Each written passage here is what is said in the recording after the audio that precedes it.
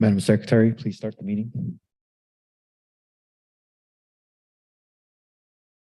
Chair, meeting is now being recorded. Thank you. I would like to call the regular meeting of September 11th, 2023 to order. Please stand for the Pledge of Allegiance.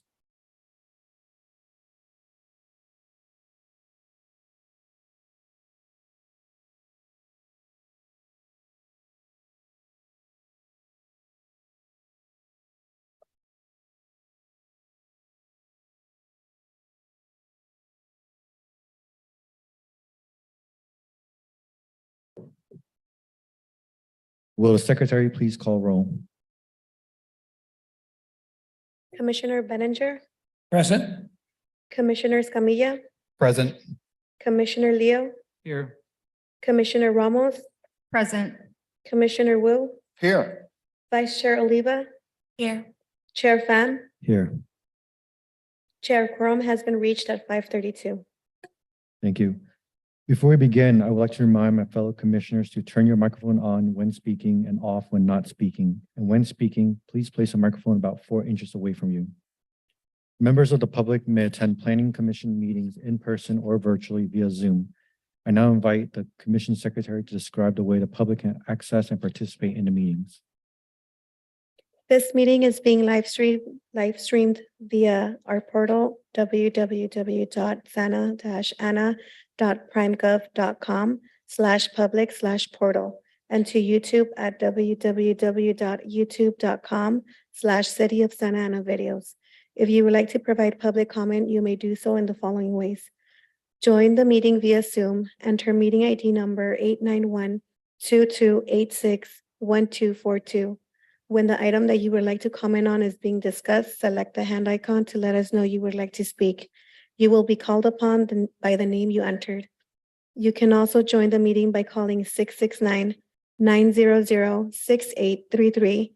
Enter meeting ID number 891-2286-1242. When the item that you would like to comment on is being discussed, press 9 to let us know you would like to speak. You will be called upon by the last 3 digits of your phone number. After you are called upon, you may press 6 to unmute yourself. For those who are attending this meeting in person and would like to provide public comment, please fill out a request to speak form and turn it into the secretary. All speakers will have 3 minutes to speak, and I will alert you when your time is up. Moving on to public comments on non-agenda or non-public hearing items. Madam Secretary, does anyone wish to speak on any non-public hearing items? If you're attending this meeting in person and would like to comment on non-agenda or non-public hearing items, please fill out a request to speak form and turn it into the secretary. If you're participating via Zoom and would like to comment on non-agenda or non-public hearing items, please select the hand icon and unmute yourself. If you're calling in and would like to comment on non-agenda or non-public hearing items, please dial 9, then 6 to unmute yourself. I will wait for a few seconds. Chair, we do not have any speakers. Thank you. Moving on to the consent calendar. Is there a motion to approve item A, minutes from August 28th, and item B, excused absences? So moved. Second. Second. We have a motion by Commissioner Leo and a second by Commissioner Wu. Madam Secretary, please call roll. Commissioner Benninger, Yes. Commissioner Escamilla, Yes. Commissioner Leo, Aye. Commissioner Ramos, Yes. Commissioner Wu, Aye. Vice Chair Oliva, Yes. Chair Pham. Yes. Motion approved by unanimous consent.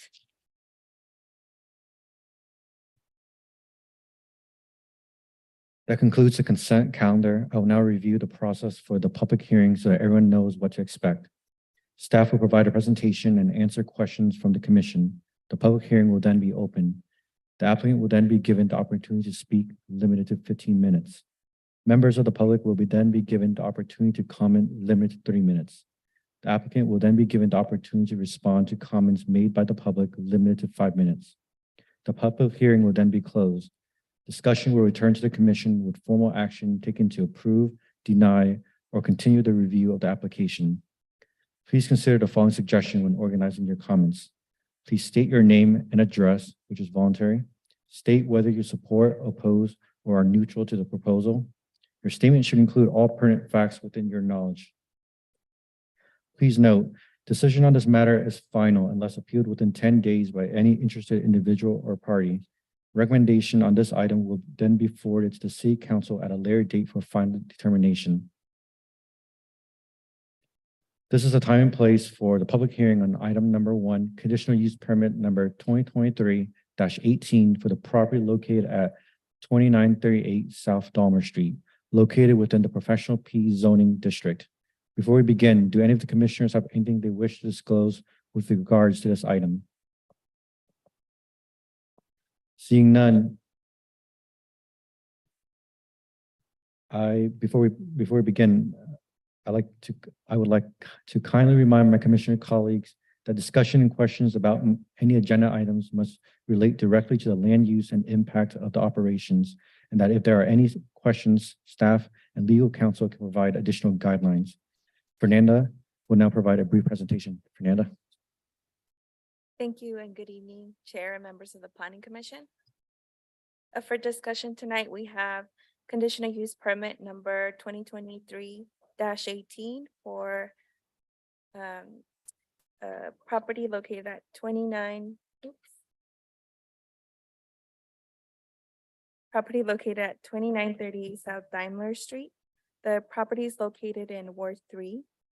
The applicant, Stephen Lee, representing Anchorstone Christian Church, is requesting approval of a conditional use permit number 2023-18 to allow the church operations at the subject address. Staff is recommending to adopt the resolution denying the conditional use permit. The general plan land use designation is industrial flex medium or flex 3. The property is located within the P zoning district. Additionally, the site is surrounded by office uses to the north, east, west, and south. The lot is, the existing lot size is 5.43 acres. The unit size is 3,843 square feet.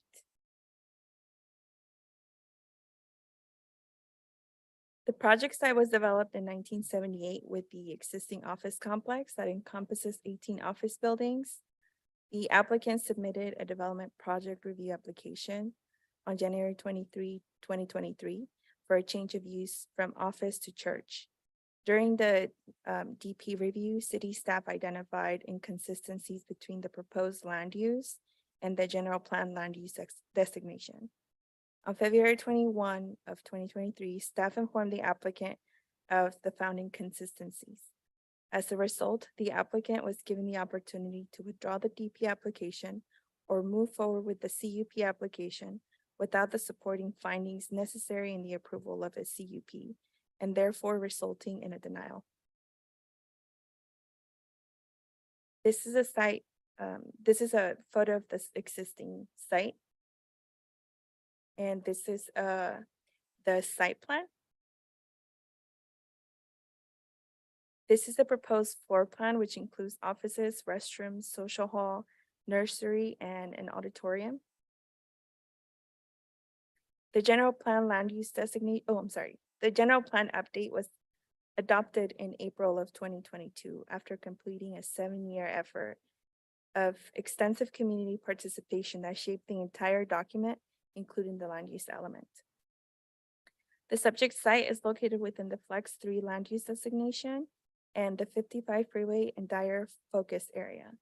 The 55 freeway and Dyer focus area contains 3 general plan land use designations at 4 intensities. There's Flex 3, general commercial medium high, general commercial, and district center medium.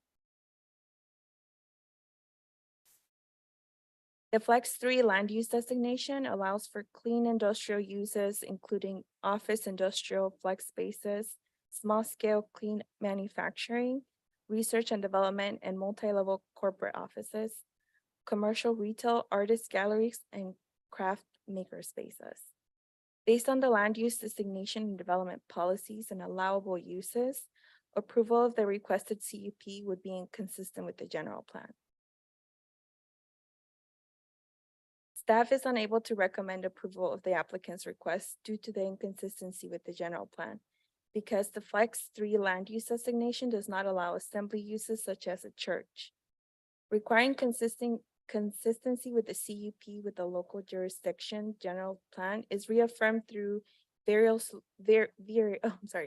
legal cases in California, including Neighborhood Action Group versus County of Calaveras from 1984, which affirms the discretionary approval of a CUP must be consistent with the general plan, and Olone versus O'Rourke from 1965, which affirms that the general plan is atop the hierarchy of local government land use law, acting as a constitution for all future developments.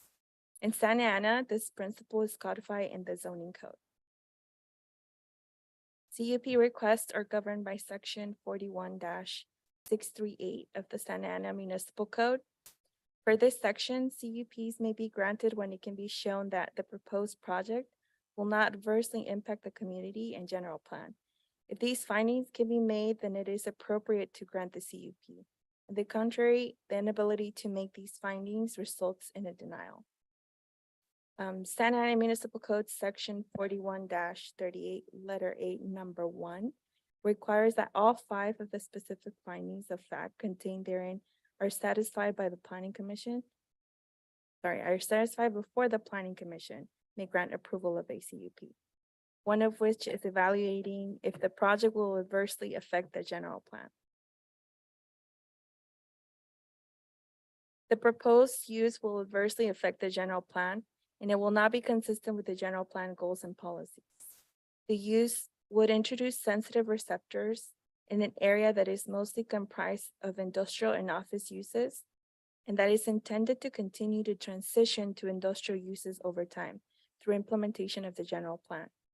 The use will create irreconcilable land use conflicts by introducing a sensitive receptor within an area that is presently and continuing to transition to industrial uses. The purpose of the land use plan of the land use element is to prevent irreconcilable land use conflicts from occurring in the present and in the future between sensitive receptors and surrounding industrial uses. There is no environmental or fiscal impact associated with this action. And with that, staff is recommending to adopt the resolution denying CUP number 2023-18. And I am available for questions. Thank you, Fernanda. From my understanding, the applicant and the church's attorney is present. We'd like to come and address the commission.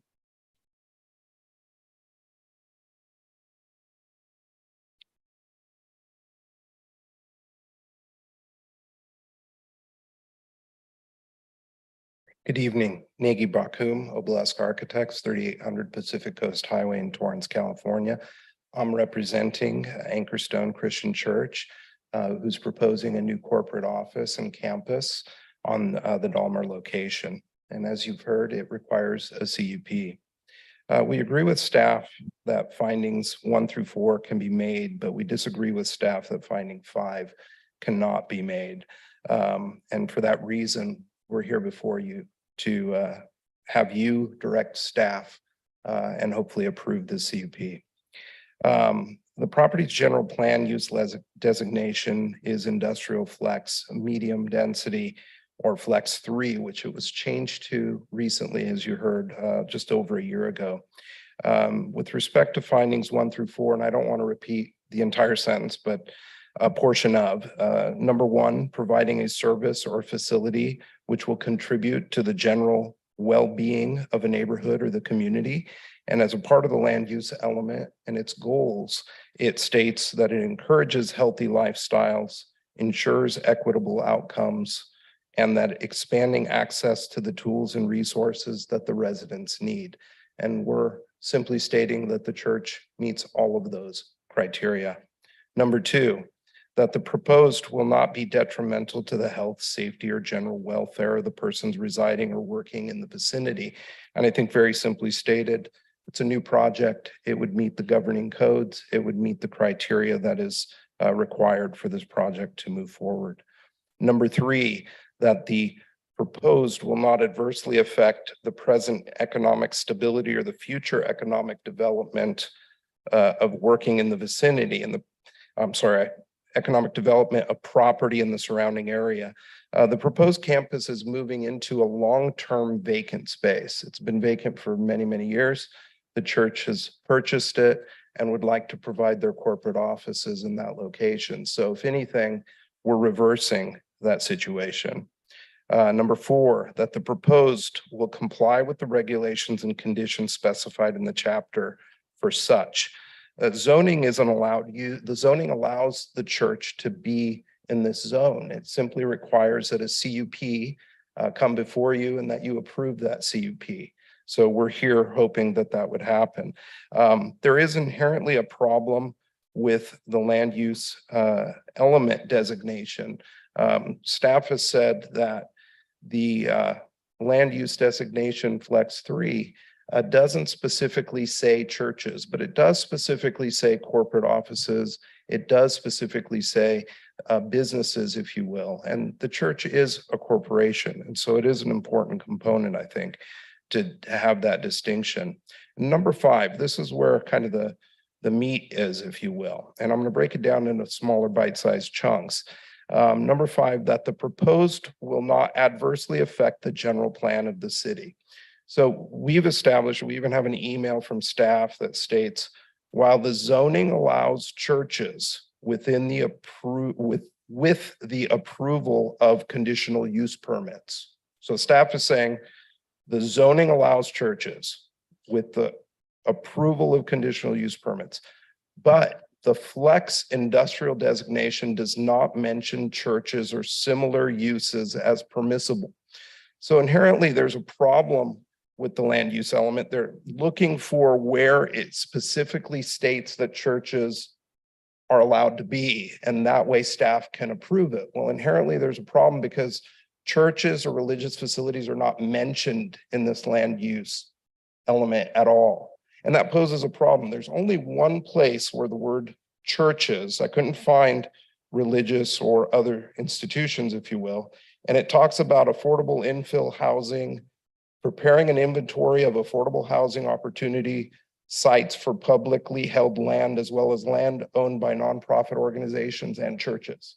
So the problem is staff wants to approve this location, but this doesn't say churches anywhere in it. So there's a conflict there. And I think that's a fairly significant conflict. Flex 3, the word flex is in the word title. And we feel that the flex gives us the flexibility to locate it in this location. So that is basically where you need to take that into consideration and make that determination and then advise staff accordingly.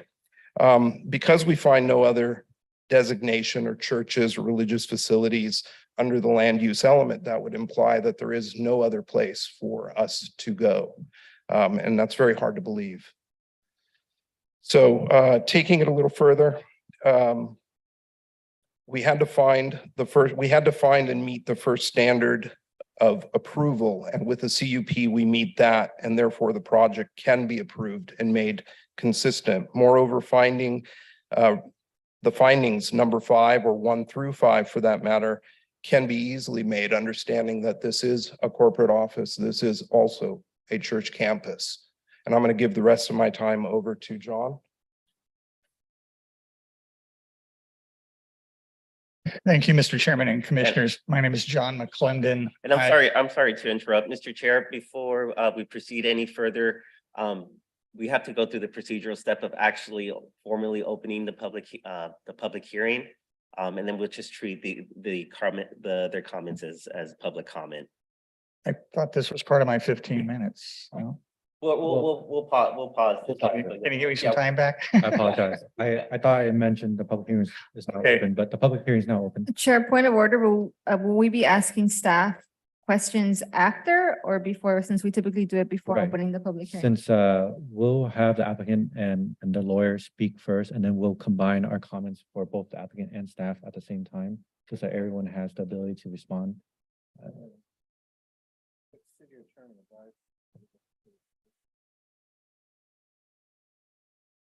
Correct. Correct. Thank you. Right. So the clock shows 8:50. Okay, So go can I ahead. set the odometer back a little bit? I'm John McClendon. I've been a city attorney for 33 years. Our firm's been city attorney out in the city of Lake Elsinore since 1997. I've done special counsel work for Anaheim and a lot of other cities. Everything you heard tonight, you didn't hear something RLUIPA, RLUPA, Religious Land Use and Institutionalized Persons Act. It's a federal law. So you can have all of your city laws and codes and all those Supreme Court precedences about general plans and that kind of thing. But RLUPA was something that was adopted in the year 2000. I created a PowerPoint. I was told I wouldn't be able to show it, so I gave you all copies of that. The first 5 pages I can just summarize and say basically what it is it talks about how there was an evil that Congress saw with local land use being implemented in a prejudicial way to religious organizations. And it was so great that you had on the extreme right, Senator Orrin Hatch of Utah, on the extreme left, Senator Ted Kennedy of Massachusetts come together and co-sponsor RLUPA. It was overwhelmingly passed by Congress and signed into law by then President Bill Clinton in 2000. So the first 5 pages here are talking about the reasons why that they adopted this law. And this law trumps anything in the state if state action runs afoul of it.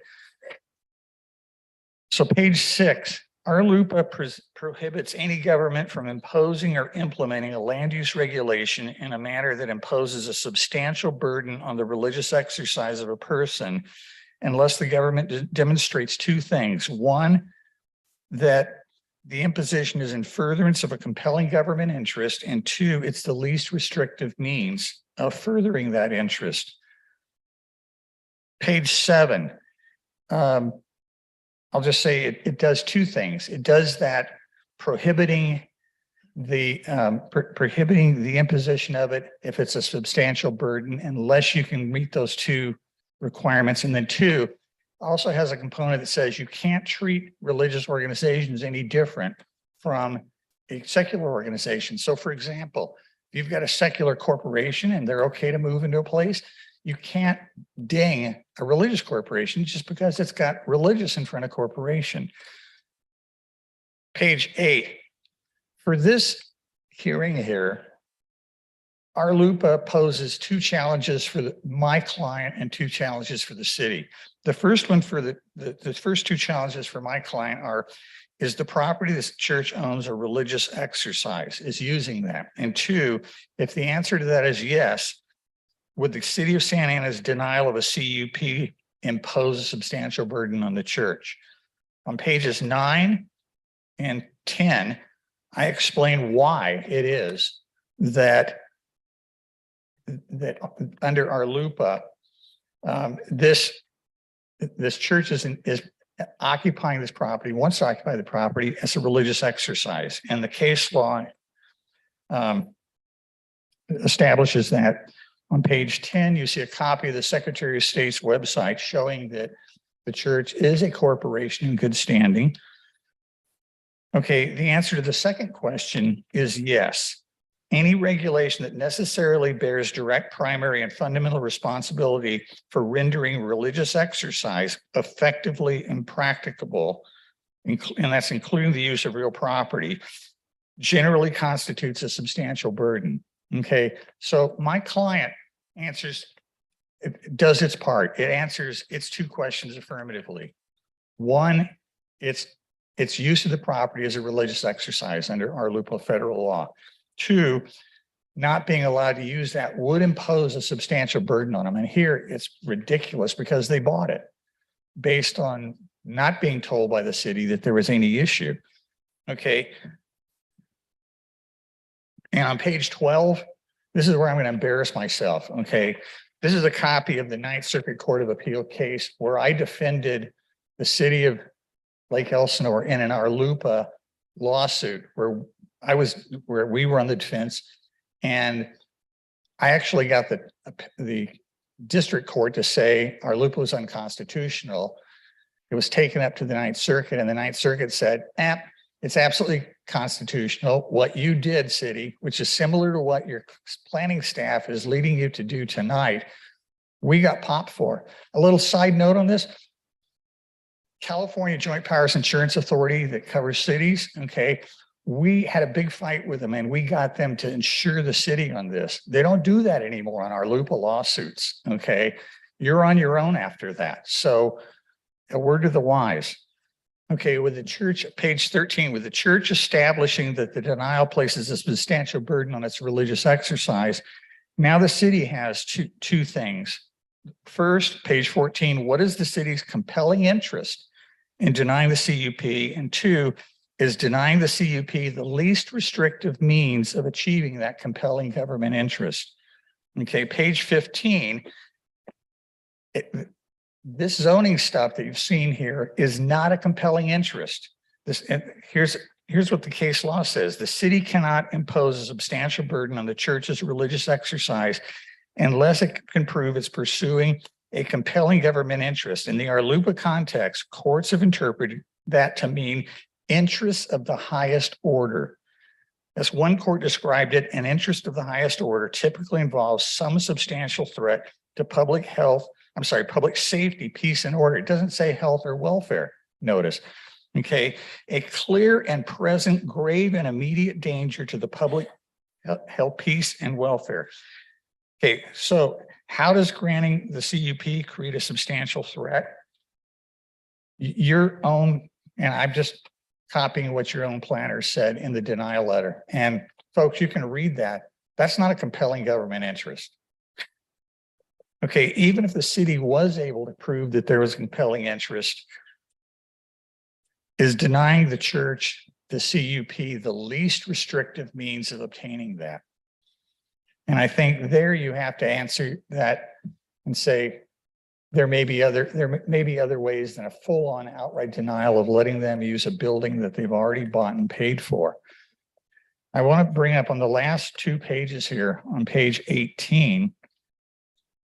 This is a copy of the recent lawsuit against the city of Santa Ana. And this is the intervention statement was done by by the United States Department of Justice. Okay, this is the Micah's Way thing.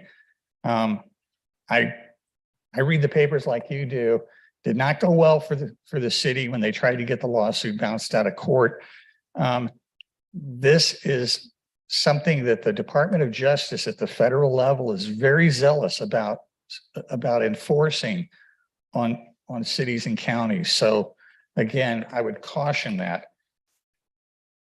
Finally, I just want to say the irony here is you're all familiar with something called the League of California Cities. And that's what we city attorneys, we have our own little secret off to the side thing among city attorneys where we talk back and forth and stuff. And the league has conferences twice a year. Okay, this is the cover sheet of what the league's presentation was on guiding cities. This is guiding what 400 plus cities that are part of the league in navigating our LUPA. Okay. I would urge you to pull this up. It's easily available on the internet from the league. Okay. This will tell you, and I hope the city attorney will tell you, to deny the CUP would be violating that. And by the way, ironically, this city attorney here is a member of Best and Krieger. She's a partner with your own city attorney. Thank you very much. Thank you. All right, so I'll bring this back to the commission. I'll go down. If you have any question for staff or the applicant, we'll address it. Commissioner Benninger. Yes, I have a couple of questions. This is really for the city attorney. Is this a legal reference that he's talking about? Is this federal law?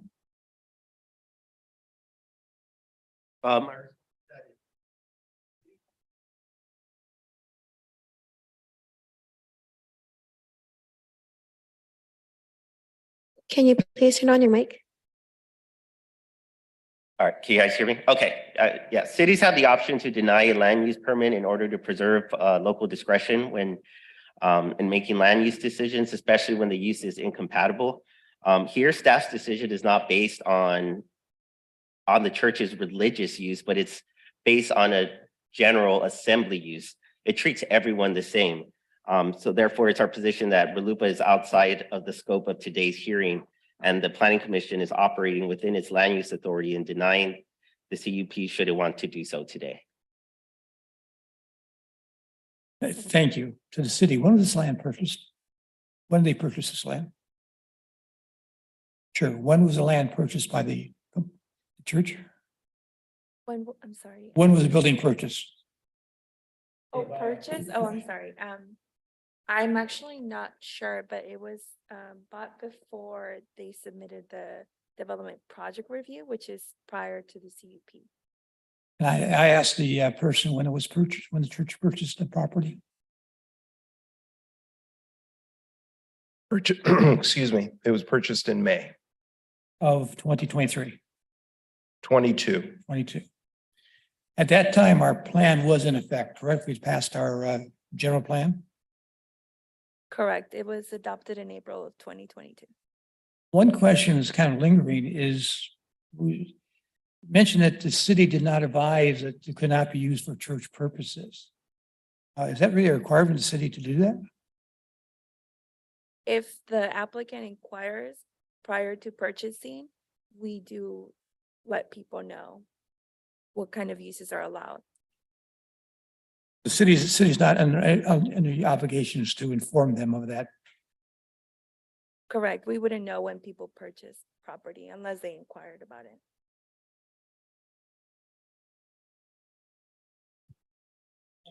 That's all my Okay. questions right now. Thank you. Thank you, Commissioner. Commissioner Escamilla. Yeah, just I guess I'm going to start off with two questions. The first one that we're kind of relying on is the introduction of a sensitive receptor into this industrial area. Do we have a particular kind of definition of sensitive receptor that we're working with? And the follow-up question to that, would general residential use also be considered a sensitive receptor?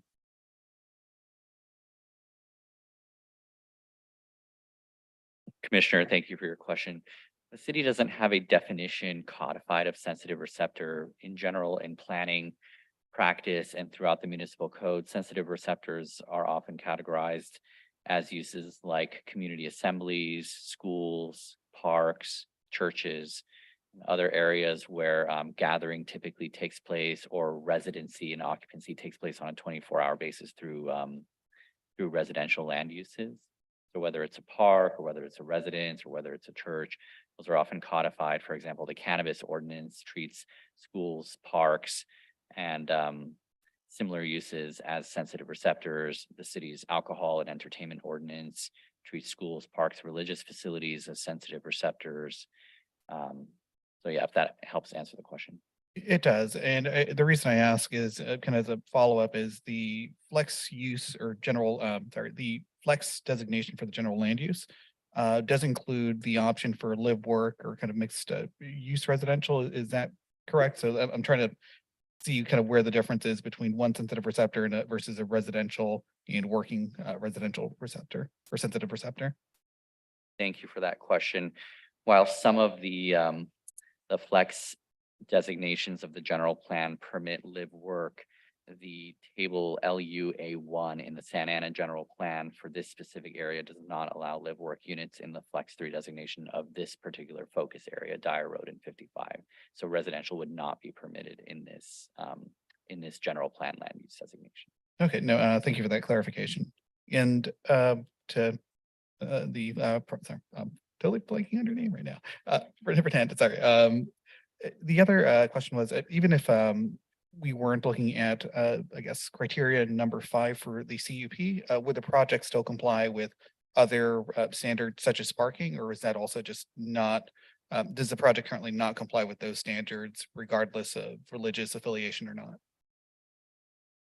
The only inconsistency that staff found was the general plan inconsistencies. Okay, because I guess on the parking side, at least from the staff report, it said that the parking was deficient. I just wanted to clarify that. No, it's not deficient. Not There's deficient. it. the application that they submitted says that they have 34 parking spaces assigned to them. However, the entire office complex does accommodate for sufficient parking. The limits would be based on their purchase agreement. Okay, just because that table 2 says does not comply 34 spaces. Correct, because that's the number that's assigned to them. Right, so it would not be meeting the development standards for a religious use. Correct. Okay, that's all I had. Thank you, Commissioner Leo. Okay, so let me understand where we're at. So applicant buys the property. General plan's in place already. Applicant buys the property, then, per their words, the city's supposed to tell them they can't use it the way they want to use it, or tell them they can use it. That's not true. As a lawyer, I know that's not true. Then, very conveniently, there's a corporate office with a general assembly. City of Santa Ana has no issue with the corporate office whatsoever because it can go there, right? In this zone. It's the general assembly that is the question. So from my perspective, that's the issue. The issue is the city's made a determination based upon general assembly, doesn't fit there. And I'm somewhat offended, actually, by the use of the word discrimination in here. This city has more churches than any other city in the county. This is a very diverse community. And for somebody to say that they think that the people in this room created a code that discriminates against the church is fascinating, fascinating to me. So I don't see what's wrong with the denial. And I'm listening to my commissioners, they had the same questions. Like, when did you purchase it? When were you notified? What can you do? From my perspective, you've answered all the questions. They got a denial letter. They're here asking for us to basically say, oh, nope, you were wrong. From my perspective, currently, no one's proven to me that you're wrong. Thank you, Commissioner Wu. Will you quit beating me to the punch with some of the questions? I was going to ask a question of how many churches we had and religious institution, and I would venture to say it's more than 100. And my question is that how did we develop the general plan? It was several years in the making, and we went out into every neighborhood. We convened meetings with diverse sectors of the community to get the input. So this was a vision of this community. And is there anywhere in our general plan that we did not welcome religious institutions in our community because they are part of the community fabric?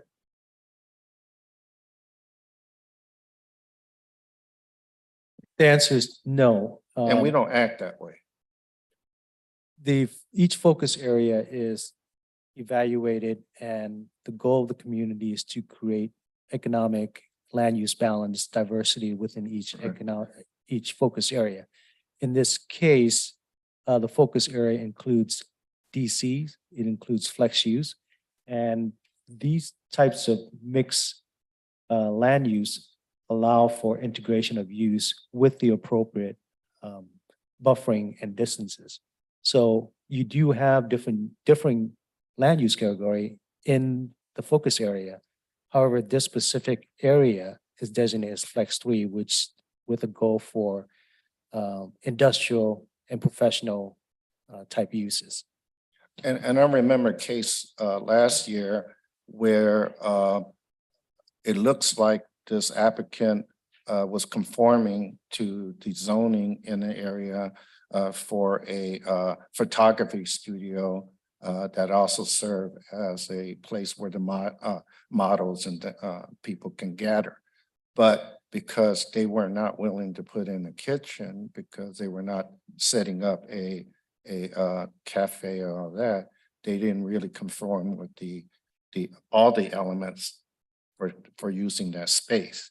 So it seems like the question here is that we were looking at 5 conditions that needed to be met under this zoning.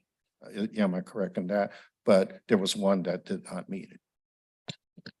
Correct. We weren't able to substantiate a positive finding for the approval based on the inconsistency with the general plan. So in the denial of conditional use permit, as I said, in this other case, it's similar, without regard to whether it's a religious institution or not, but it's both for a corporation, right? It was denied on the basis that it didn't meet all the condition of the zoning. So, Correct. When it doesn't meet all the required finding as articulated for conditional use permit, a finding of approval cannot be made. and the gentleman in the suit and tie brought in a lot of cases, but he also said a word to the wise. Is that a threat? City attorney, is that a threat? I don't think it was a threat, Commissioner. Okay. But there is potential legal implications in the past, so. Because we're not a community of violent people, nor do we condone violence here, whether it's from our own police force or our staff or community members. And that's not the way we have tried to build this in our vision in the community standards in the general plan. And that was my question also that Commissioner Leo got into was, normally when staff respond to a request from someone purchasing a property, you read them what is said in the regulations, right? And so that there'll be no misunderstanding. And then it's their choice whether to buy it or not. A realtor may treat that differently. So, oh yeah, you could do that, but staff would not say, here's what the use is, right? Correct. Okay.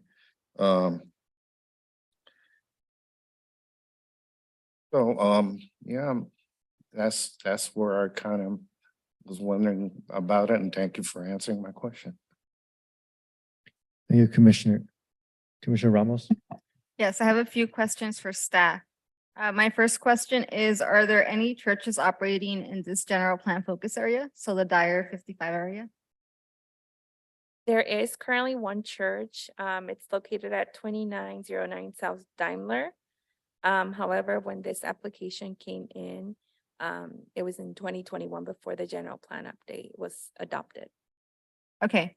And are there any other uses aside from that church in this general focus area that would be considered a sensitive receptor? Not in this area that I'm aware of. I believe everything in the vicinity is office, commercial, or industrial. Or is there any other flex through area in the city that might have a use that would be considered a sensitive receptor?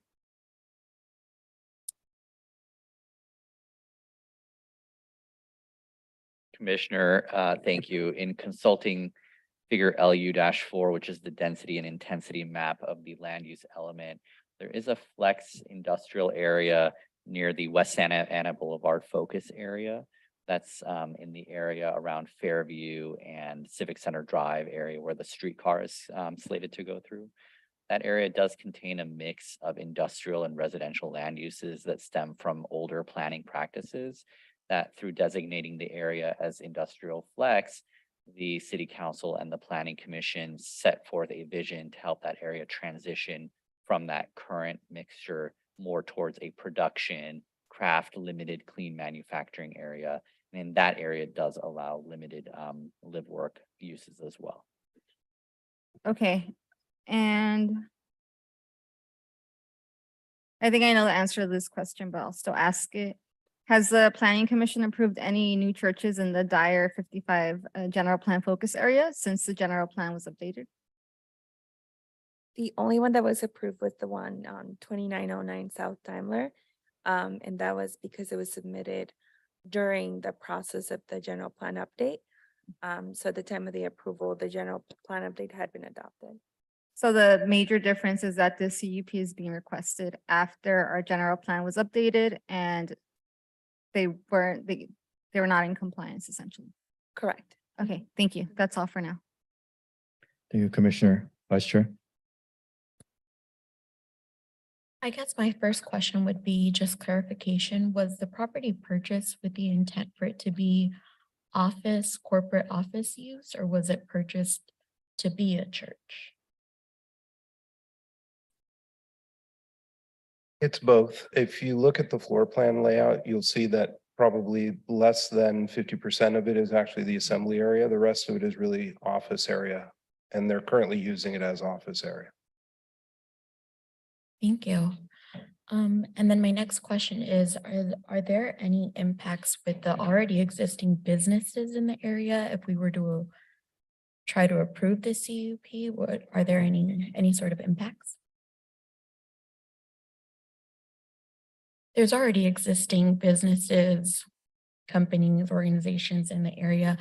If we were to adopt the CUP, what would be any of the major impacts? One of the major impacts would be at the effects in the general plan. I think as the general plan starts to take place in this area, the church will be affected by industrial uses and office uses that do comply with the general plan. Thank you. No further questions. Thank you, Vice Chair. Yes, I'll have a few questions. Initially, when the applicant approached the city, was the corporate office and church parceled in as the intended scope of the project, or was it something that developed further down the road? When the application came through, it noted church, so community assembly, and it noted office. But I think it said administrative office, and I can go back to the floor plan to show you that they have a social hall and an auditorium that takes most of the space rather than office. And they did also include Bible school for the summer and production, which I'm guessing is probably the filming of operations.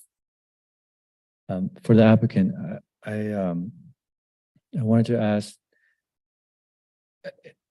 can you clarify whether or not this new facility, is this the new facility for the congregation, that the congregation does not operate in Irvine anymore? That's the plan. Of course, we have to have your approval of the CUP before that can happen. Yes. But the congregation would operate solely in Santa Ana? I'm not sure if it would be solely or if it would be an expansion. I can turn around and ask that question and give you an answer. That's what I'm.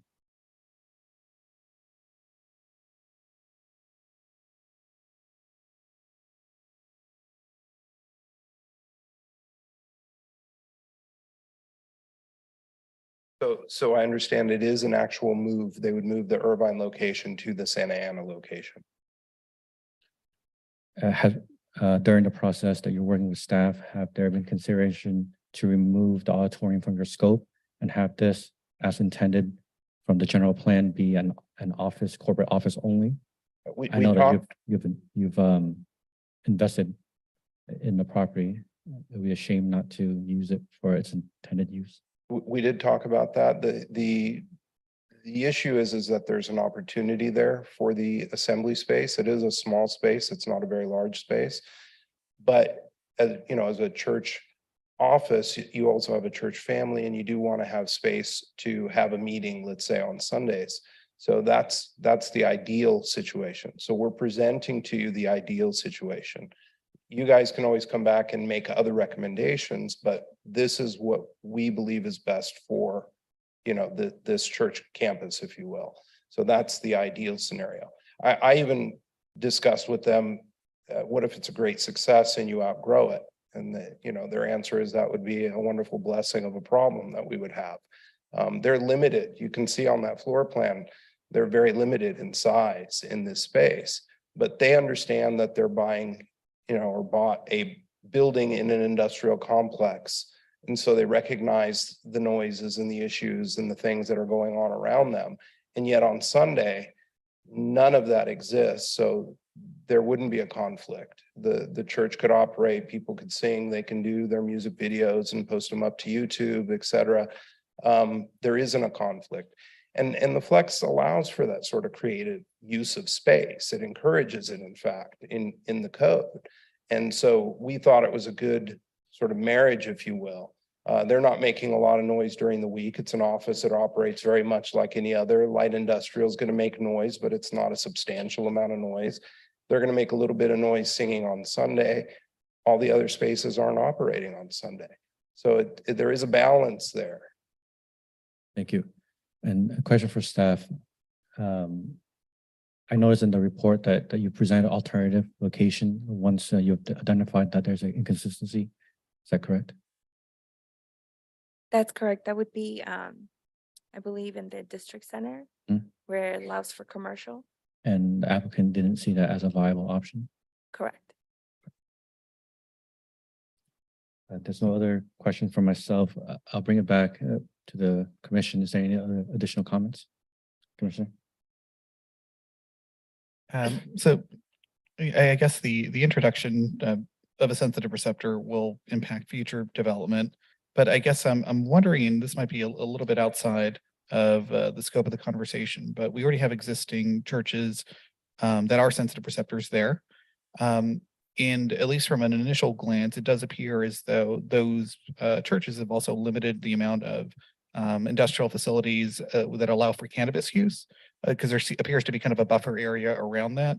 I'm not sure if that's already kind of happening, so that if this was to be allowed with a conditional use permit, that kind of exempt area would then grow, is kind of my understanding of the situation currently. But again, I don't know if those are the sensitive receptors that are kind of already causing this block of cannabis or a block of land where cannabis facilities are not allowed because of that sensitive receptor that exists currently.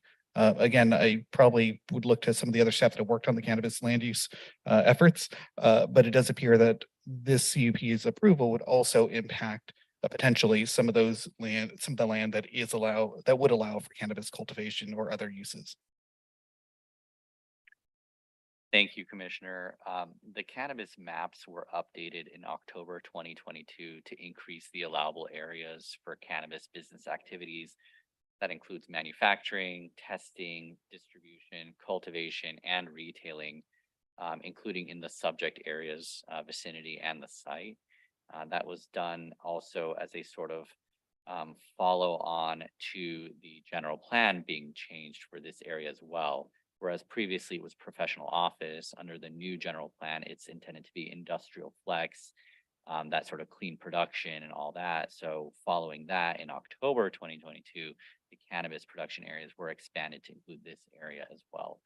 If the operations of the church ultimately did evolve to including a school on the property as well, then that would further exclude cannabis uses from this area within a radius of 1,000 feet from this site.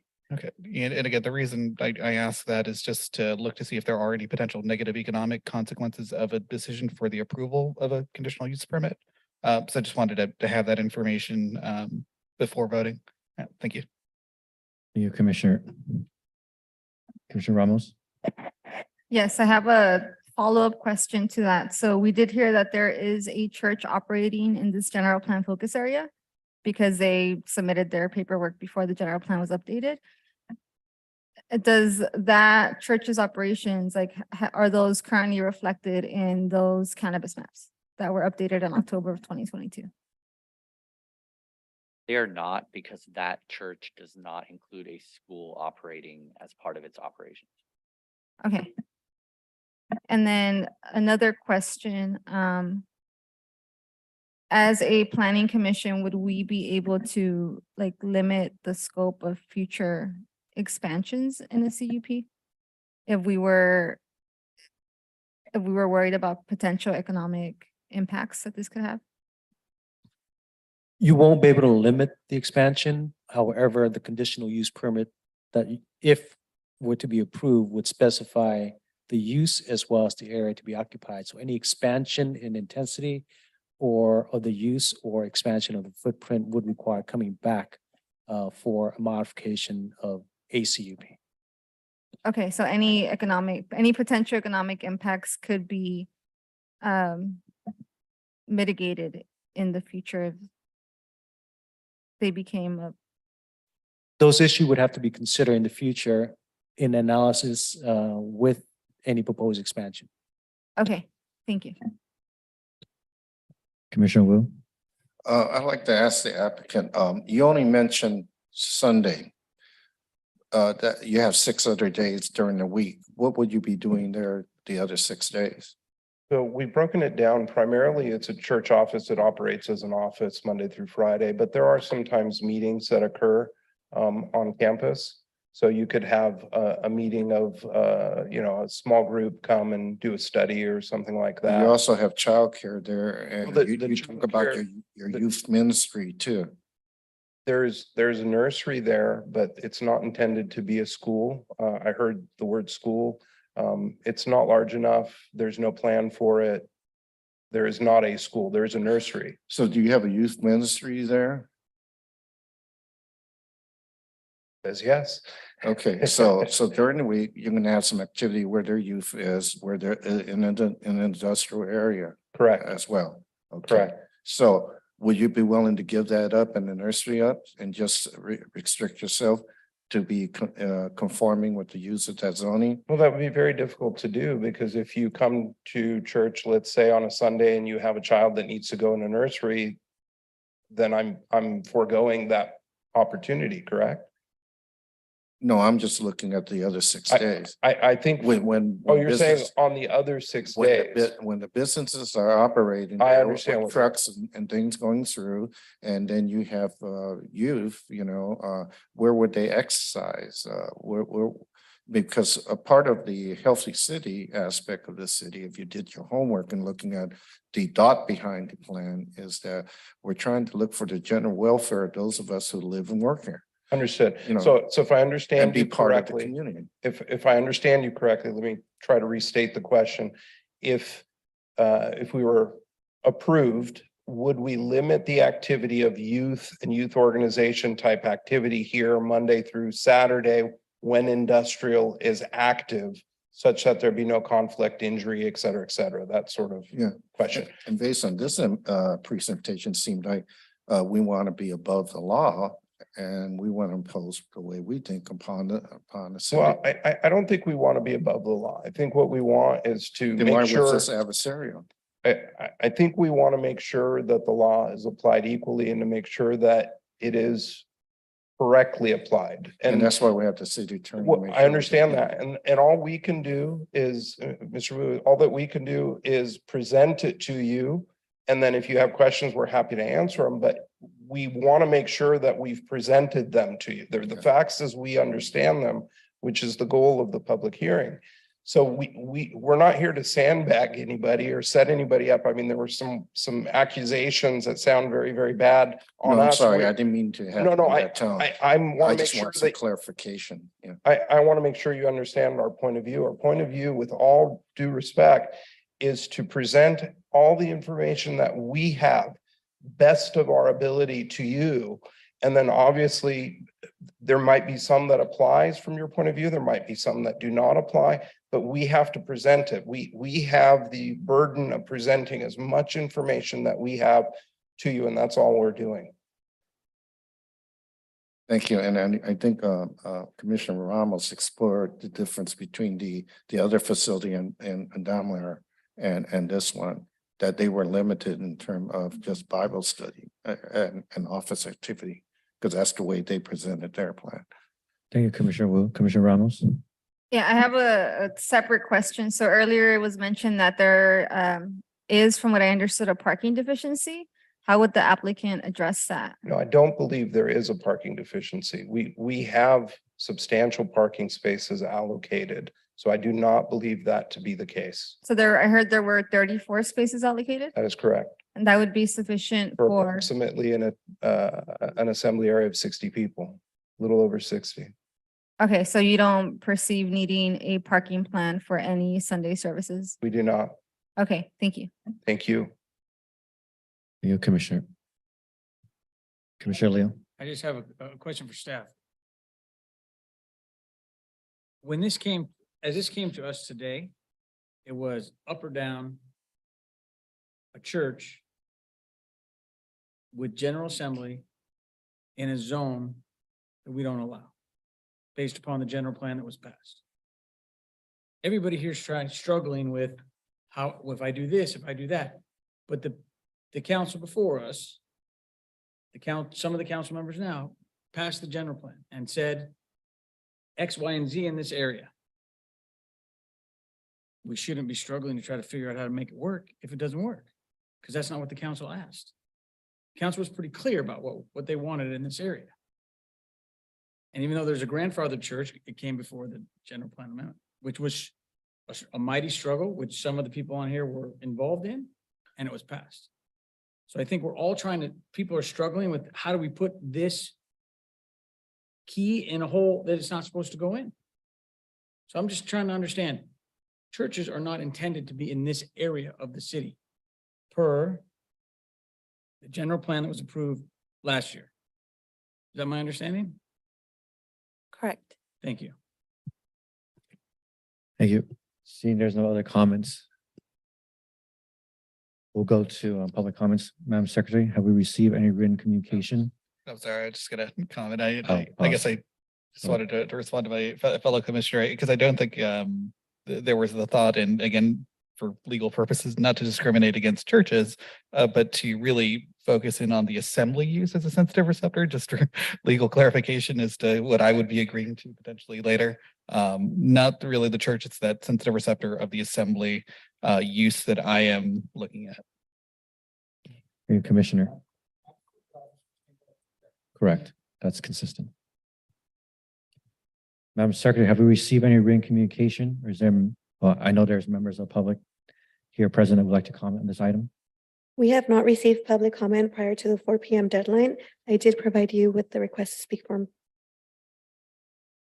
I have 3 requests to speak. I'll just go through them in the order that we've received them. Mr. Stephen Lee, you would like to approach?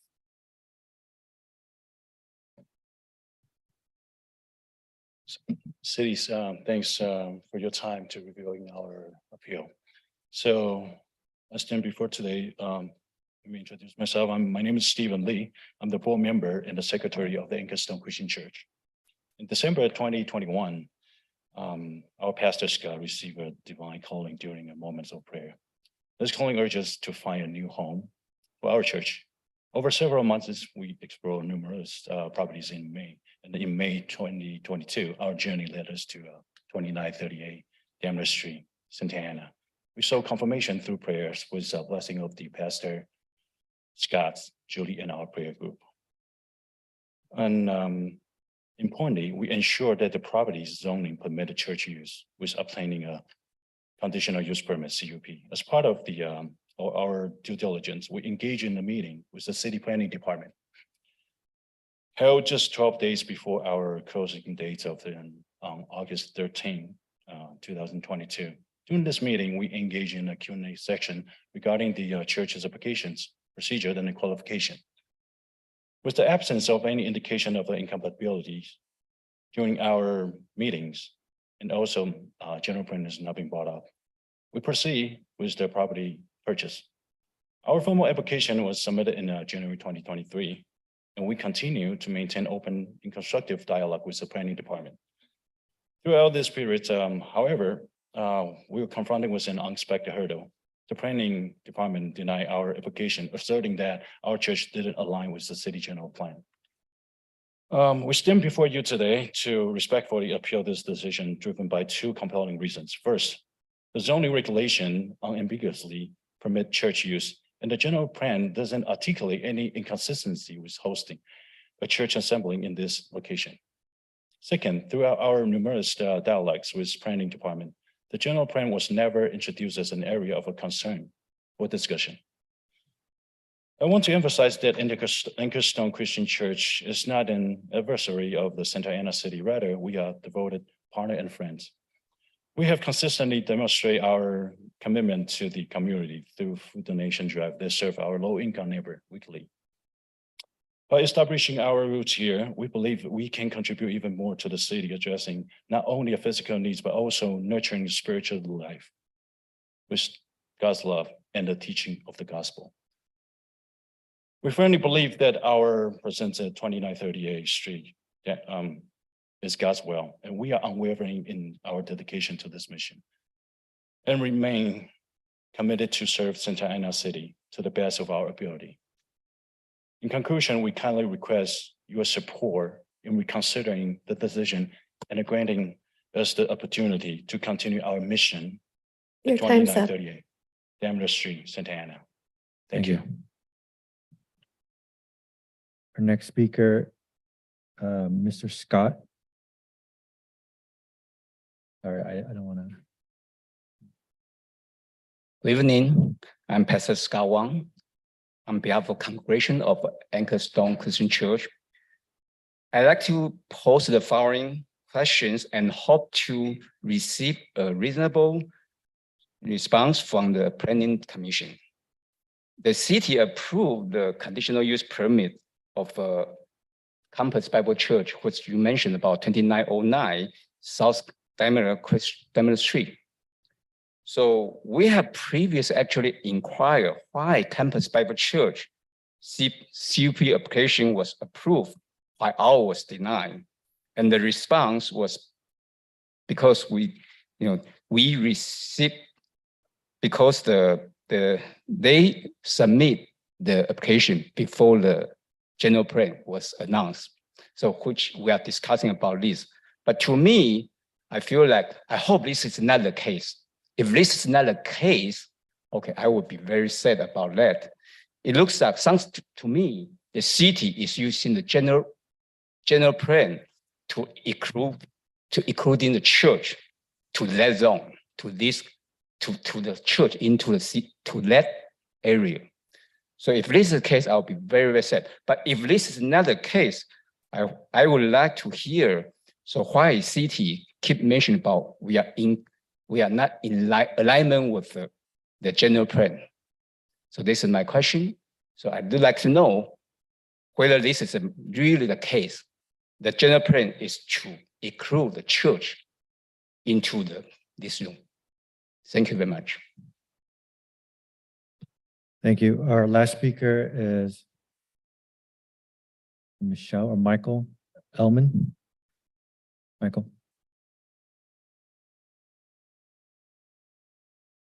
Thank you. My name is Michael Elman, 9 MacArthur Place, Santa Ana, 12-year resident of Santa Ana.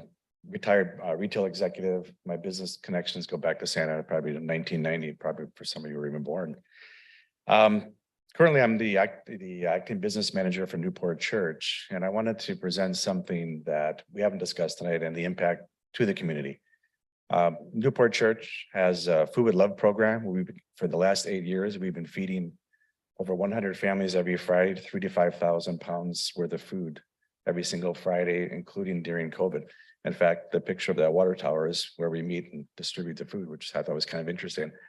Anchor Stone Church, I think, would have a great impact. They already have an impact on the community of Santa Ana because they approached us at Newport Church and wanted to volunteer, knowing what we've been doing in Santa Ana for the last 8 years. So they've been volunteering their staff every single Friday, handing out food, distributing it to the needs of the community. And the needs of the community and the food needs that we have in the community are, as you know, great. So I'm appealing to the board today. I'm not an attorney or a city planner or an architect, but I think what they bring to the community of Santa Ana as a resident of Santa Ana, I would ask that you put that into consideration as you look at approving them. I'm asking that you would approve their application. We need all the help we can get as a resident in Santa Ana. Thank you. Thank you. The public hearing is now closed. Would the commission like to discuss the matter a little bit further, or do we have a motion?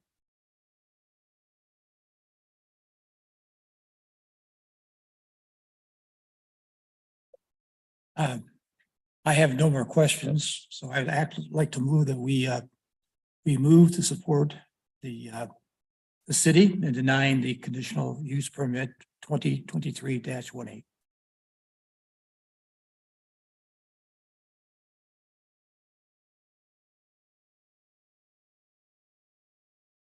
I'll second your motion. We have a motion by Commissioner Benninger, and a second by Commissioner Leo. Madam Secretary, please call roll. Commissioner Benninger, Aye. Commissioner Escamilla, Aye. Commissioner Leo, Aye. Commissioner Ramos, No. Commissioner Wu, Aye. Vice Chair Oliva, Aye. Chair Pham. Aye. Motion approved by majority vote with Commissioner Ramos dissenting. That concludes the business calendar. Now move on to the work study session. Thank you.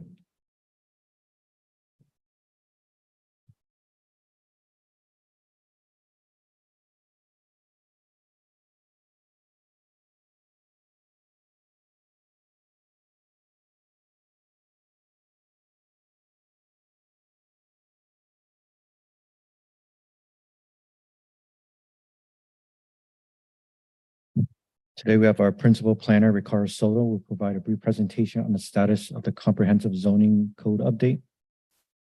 Ricardo? Oh, sorry. Go ahead, Nelly. Chair Pham, very briefly. So thanks for spending some extra time with us this evening on these two study sessions. These are the first two of a series that are follow-ups to the topics and discussions that the commissioners kindly provided their summer. So this evening we'll have two, and our goal is to help introduce certain topics to the commission and solicit any feedback or ideas on either topic. So thank you.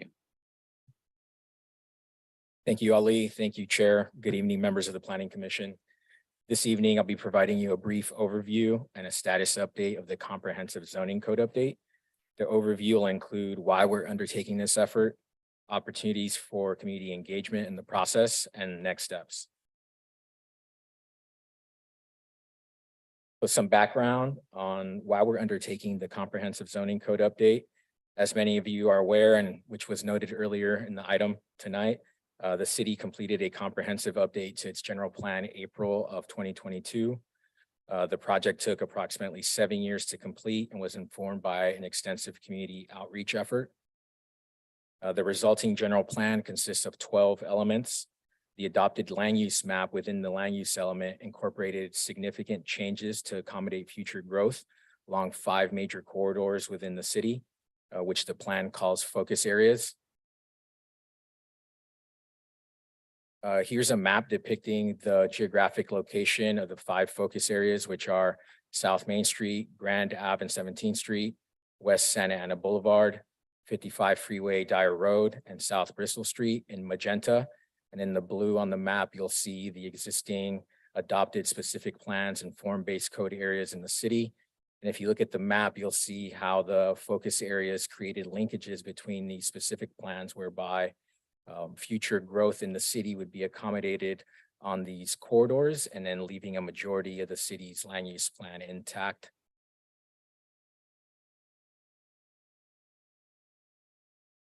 Because of the significant changes to the land use plan as part of the general plan update, there are now various inconsistencies between the zoning map and the land use map. For example, there may be some properties that now have a land use designation that allows housing where the zoning doesn't. The item before this item tonight was a case in point in the inconsistencies that the general plan update has created. And having a general plan and zoning consistency is required by state law, and as such, updating the zoning code was included as one of the primary action items in the general plan update to be undertaken immediately after adoption of the general plan. The project or the zoning code update project that will be undertaken can be broken up into 3 categories or parts.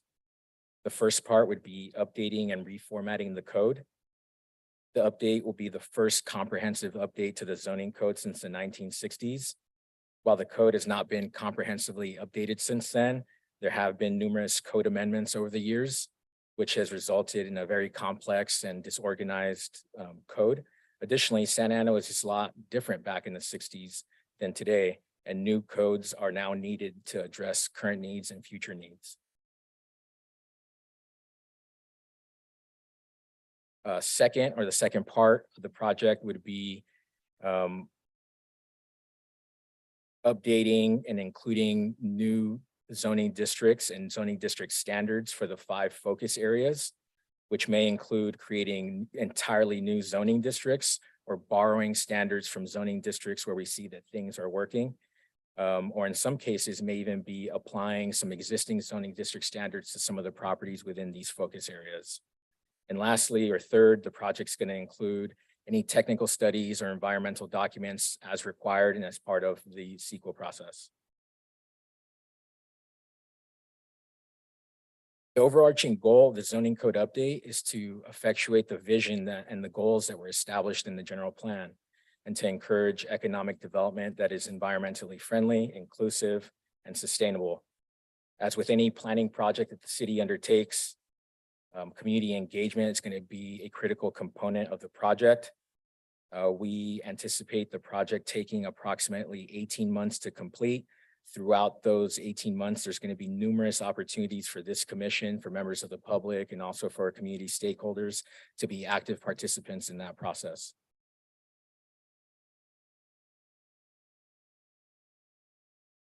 To make sure we have a well thought out engagement plan, we're going to be developing a public involvement plan. The public involvement plan is going to be developed in partnership with a selected consultant that's going to be assisting the city with this project, community-based organizations, and will include a detailed engagement strategy. The engagement strategy is going to outline in detail how we plan on engaging the community, best practices, and also how we plan on communicating and formatting the types of meetings and workshops that we're going to be having to inform this comprehensive zoning code update. Through the engagement component of this project, we expect to receive feedback on ideas such as whether the current zoning code is working, where it's not, where improvements or minor edits could be made, or where sections need to be completely overhauled and changed and like a fresh look be taken. In addition, nearly half of Santa Ana residents currently live in census tracts that are termed environmental justice or disadvantaged communities. There are a number of different action items in the general plan and the housing element that speak to addressing the issues that those community members are facing. Those action items are going to be addressed as part of the zoning code update. But in addition to that, addressing those items, the other component of environmental justice is making sure that community members that live in these census tracts are active participants and engaged in the planning and decision-making process. So again, that kind of underscores the importance of the public involvement plan that we plan on developing and adopting as part of this process. The public involvement plan is going to detail engagement strategies, which isn't finalized yet, and we're going to be working with over the next couple of months to develop. But we anticipate there being numerous community workshops, stakeholder interviews, formation of subcommittees to guide potential edits, and there'll be opportunities to review and comment on draft documents that are going to be published to the city's webpage.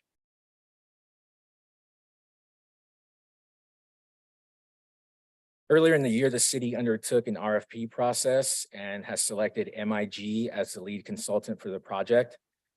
MIG will be formally awarded the contract at the October 3rd City Council meeting. MIG is a reputable planning consulting firm that is very qualified to take on this project and has completed similar projects of complexity and scale in other jurisdictions.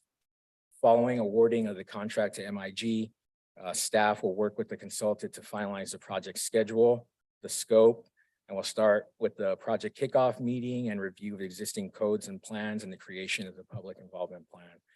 Again, the public involvement plan is going to be developed in partnership with MIG and some community-based organizations that we're partnering with.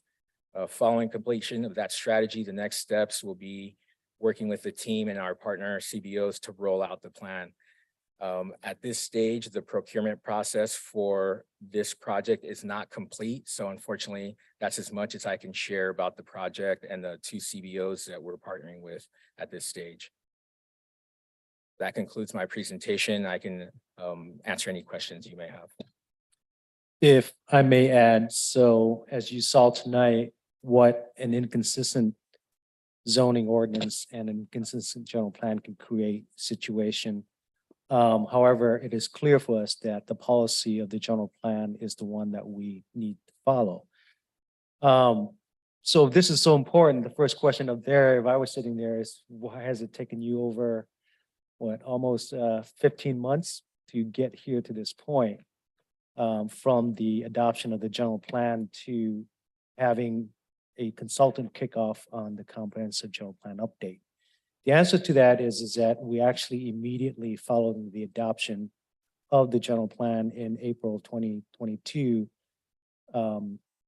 work with the city council and the city manager's office to budget for the zoning code update on the estimated cost, not only for the updates, comprehensive update, but also for the environmental work, as well as survey studies that has to be done. And that was budgeted in July of 2022. After that was approved, we immediately engaged in the RFP process to procure professional services. Unfortunately, because of the residual of COVID, we went through not one, not two, but three RFP processes in order to get the best qualifying firm.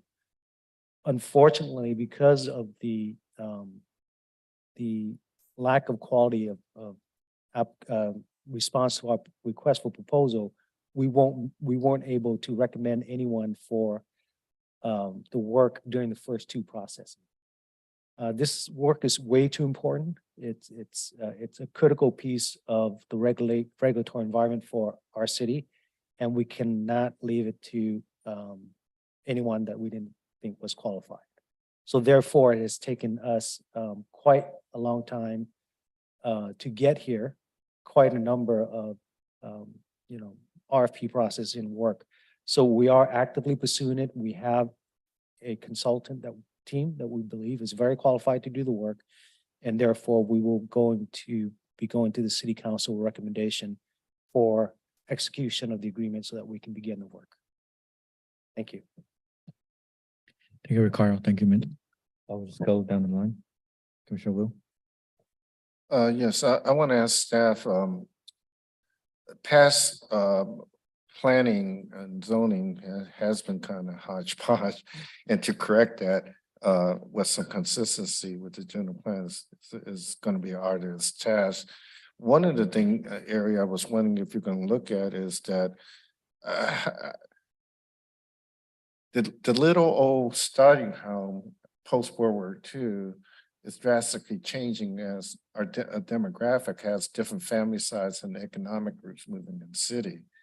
And I think in order to meet the needs, as Commissioner Leo has said from time to time, we need to balance the economic needs for jobs and upper mobility of income with our housing needs.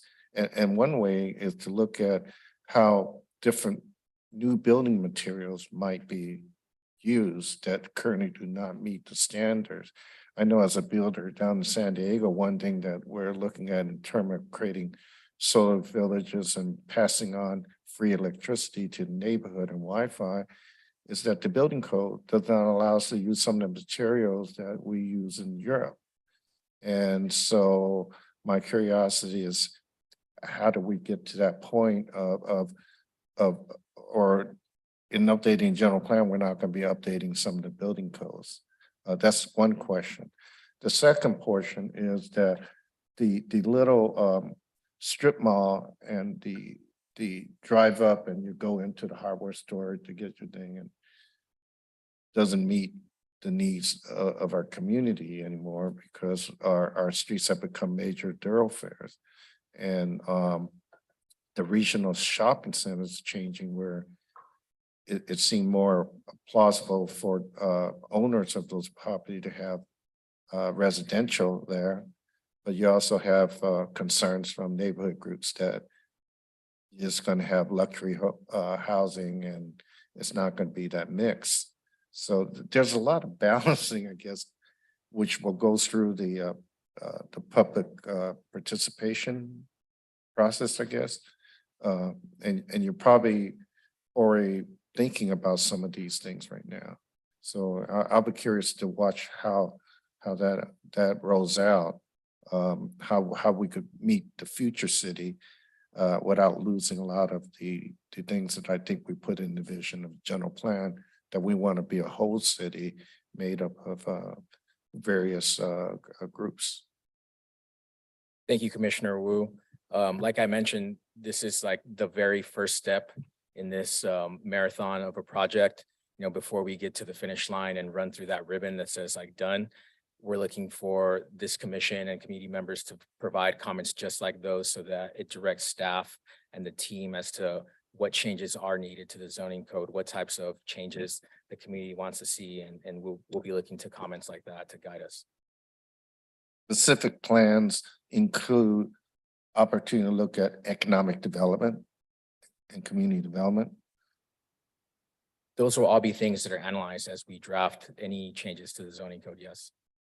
So just to kind of draw a framework, you mentioned a couple of issues. One is the building code. While we cannot change the building code unless we make some very specific findings with substantiated local conditions that warrants the change, but we can certainly aspire to many of the green codes that I think the commission has been discussing, sustainability, technology. So those are the things that we can actually help set policies for with some reasonable expectations, as well as understanding that much of what we're trying to implement is already set in policy by the general plan. So what we're simply doing is taking those policies, integrating them, fleshing them out a little bit more so that they can be formulated into regulations. So we're not trying to set a brand new table. In many respects, that table has already been set for the community and the work that we need to do by the general plan. Commissioner Ramos? Yeah, my question is, did MIG or any other professional service firms propose subcontracting with CBOs? Yes, Okay, and is that something that MIG is planning to do? that's something that's included currently. And like I mentioned, since we're still in the procurement process, that's as much as I could share at this moment.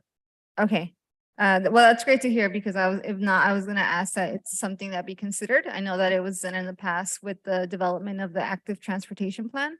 That was a really good example of true community engagement, and that plan that turned out was beautiful. So thank you. Sure. You mentioned two CBOs. Have they been identified or are we still in the process? They of have. selecting? Did you So mention their names? after October 3rd meeting, we'll be able to Oh. fully disclose because by then the Okay. procurement process will be completed. Apologies for that. Thank you. Commissioner Benninger? Working in industry, I hated the words time and material. A contractor, I had time and material caused me to stay up at night worrying about charges. So with the MIG, if I understand correct, will they have a set bid that they're going to be working against, or are they time and material? There's a set bid that outlines by task what the budget is, and then they also include additional time and material for any additional items that may come up that weren't thought of as part of the initial RFP process. So if we get into this process and we think like, hey, we didn't really think of that, let's have them do this additional item, or if part of the engagement leads to us kind of taking a left turn where we thought we were going to go right, there's an opportunity for us to augment that scope. Are you at ease to mention how much you think this is going to cost? So we budgeted almost $2 million for what we believe is a comprehensive update. Now, that doesn't mean that all of it is going to go to this consultant and contractor, but we estimate about $2 million for us to complete this comprehensive update. But what I really should add first, I commend you for working on bringing these two together because I think it's very much needed. So I'm very much supportive of it. MIG, have they done work? You mentioned other projects in the city, you have confidence with them. So what have they done that impressed you? They did a few zoning code updates for different cities like Paso Robles, San Luis Obispo, Santa Clara, Santa Fe Springs, Whittier. They also were one of the consultants that helped out the city of Santa Ana in the initial stages of the general plan update. Specifically, they helped out with the land use element. They also worked with the city's parks department to develop the parks master plan recently. Very good, thank you. Commissioner Escamilla? All right, so it sounds like we're gonna have plenty of time to get into more detail, but I guess just high level items for today. So I'll refrain from getting too into the weeds. So I guess number one, just very high level, definitely looking for the zoning code to really take into consideration ways to edit places that the general plan kind of referred to and included on like maps as like focus areas, but as already established focus areas. So I think the big missing opportunity or big opportunity here is to still use the underlying general plan designation for the, oh my gosh, I just had it right now. The Midtown specific plan, but then updating it for different allowable uses to kind of conform with the intent of the general plan, though without having to really touch it. So I think that there's still some opportunities there, obviously with the kind of vacant office structures that we see and just general kind of mixed use that we'd like to encourage. So definitely want to see some heavy emphasis on looking at how we update that plan's zoning to allow for uses that we really do envision in the general plan. Number two, I don't know how we can do this specifically because I think maybe some of the plots that we have and little parcels around town that are quote unquote like undevelopable aren't necessarily within a lot of the areas that we have designated as part of the general plan update. But if we can look for provisions that essentially allow for, let's say, legally established non-conforming parcels to be developed to certain standards and levels, I think that that would be very encouraging. Basically at this point in my life, the First Street corridor was widened back in the 1960s, and we still have remnant parcels from that. So we're going on nearly 100 years where parcels are basically just vacant. And if you look at the underlying standards, it's because nothing can really be built there to either commercial or residential, or we don't allow the two. So those are considerations I'd like to really take a look at. Number three, definitely, I think you're going to have a lot of interest up here from the Planning Commission. So if we can do a lot of those one-on-ones on a fairly regular basis, I'm sorry to say that I don't call you, but if you guys can call me into the office, I think that would be appreciated. And also, if possible, and I'm not sure if this is something maybe for discussion with the rest of the commission, if we'd like to form an ad hoc, obviously not with the full majority, but I think this is important enough that we should devote a little bit more commission time to this. And yeah, I'm not necessarily going to volunteer for it, but I definitely encourage the establishment of an ad hoc if possible. And then just whatever we're doing, I know that we had kind of discussed this earlier as like oh my gosh, the kind of land use per acre value analysis as we're looking through and seeing kind of what different uses are encouraging or discouraging as far as its potential tax implications for the city as a whole. Definitely encouraging those and that analysis to kind of be the baseline of what we start off with. So I know that we weren't able to quite get the custom data that we needed from other vendors, but if MIG is able to maybe potentially do that, I would encourage that to be included in the scope of services. Though I imagine the scope's already done and we have the person, but if it is within there, I don't know that it's actually within the current scope of services from MIG. The scope has been established. However, during the kickoff meeting and leading up to it, there's still an opportunity to further refine it as long as it fits within the overarching scope that was established already. Okay, yeah. But the items that you mentioned, I believe that they can. Okay, yeah, because it really is just kind of combining the individual sales tax data that we get, I think, from economic development with the property tax assessment. And then again, just doing that per acre, per person, just whatever else we can do to get a real handle on it. And I think that's it for me, though I will make a plug for having some local building codes that maybe allow for that single stairwell access point on because we have small parcels in an urban area that really could benefit from that. Just make the plug again. Commissioner Leo. It's an ambitious project. Whatever we can do during this process to figure out a way to eliminate spot zoning. Unfortunately, when I was here the last time, 10 years, that's all we did, right? Oh, this is gonna go here, this goes here. If we can figure out a way, and I think with the general plan approved with this, we can eliminate spot zoning. So someone can't say, oh, I wanna go there and I wanna do that there. And then we try to put it in there. No. Developers come, they look online, they figure out where they can go or they can't go. Today was a good example, right? So I think that's one thing. I think the other thing is when we go down and have more discussions about the environmental justice portions of the zoning code, we need to be pragmatic.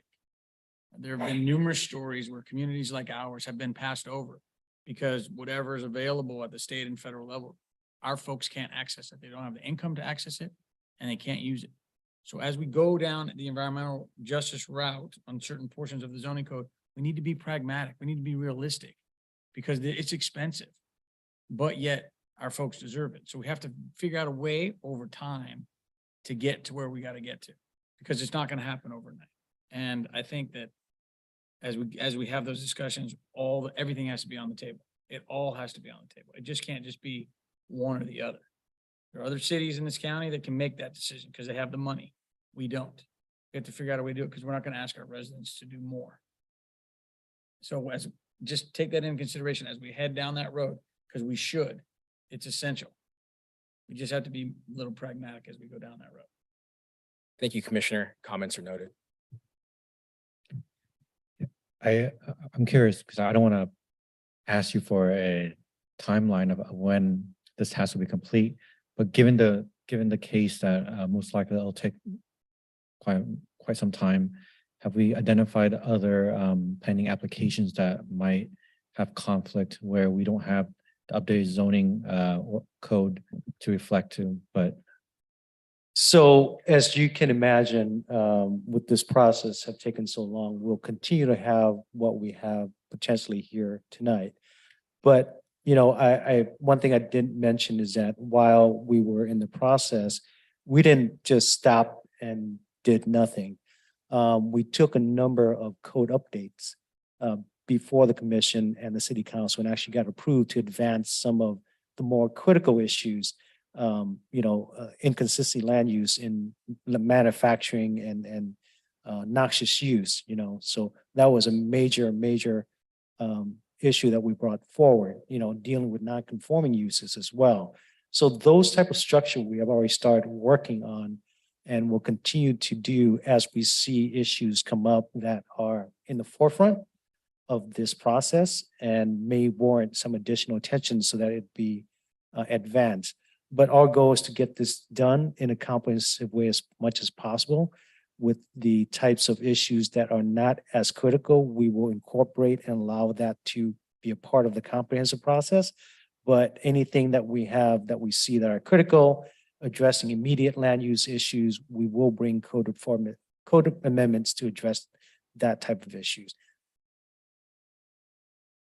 and then on the end user perspective of the zoning code, I think it would be helpful for the general public if our zoning code includes diagrams, something that's more graphic, just because I think half the battle for someone that's practicing is to explain to the general public what they can and can't do before they even approach the city.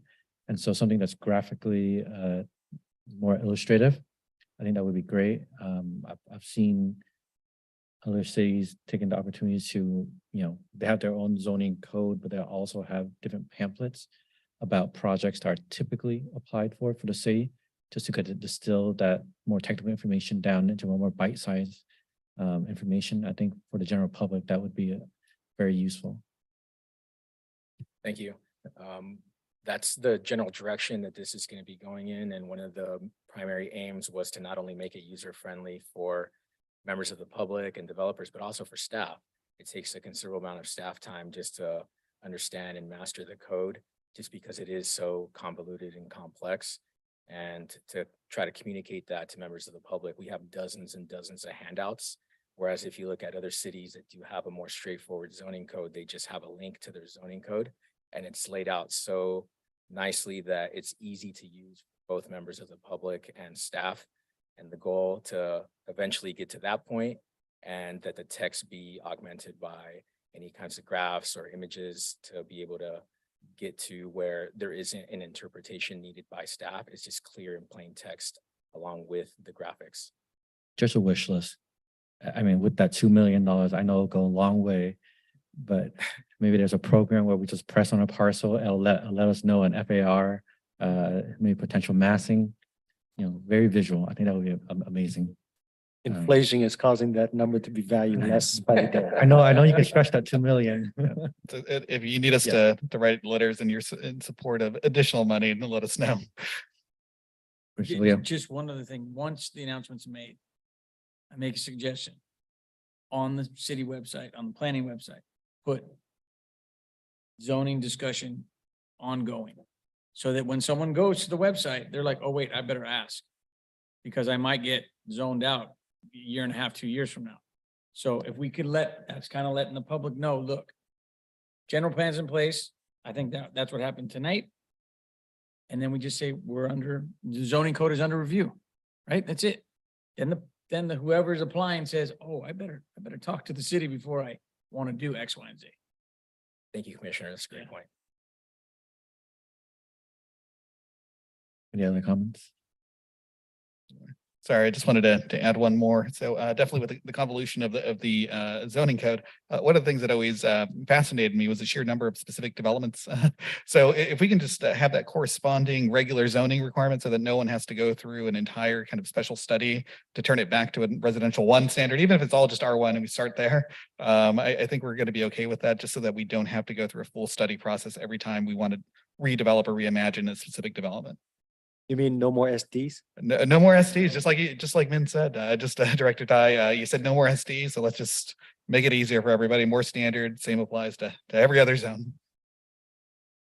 Thank you, Commissioner Escamilla. Thank you, Ricardo.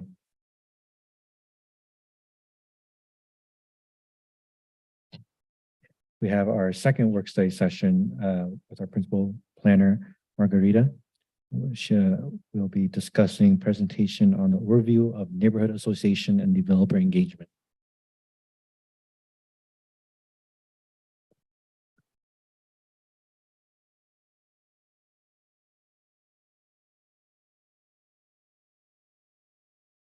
Thank you, Chair. And before Margarita begins her presentation, firstly, I'm pleased to announce, I think it's been about a year now, but Margarita is a principal community planner with our division.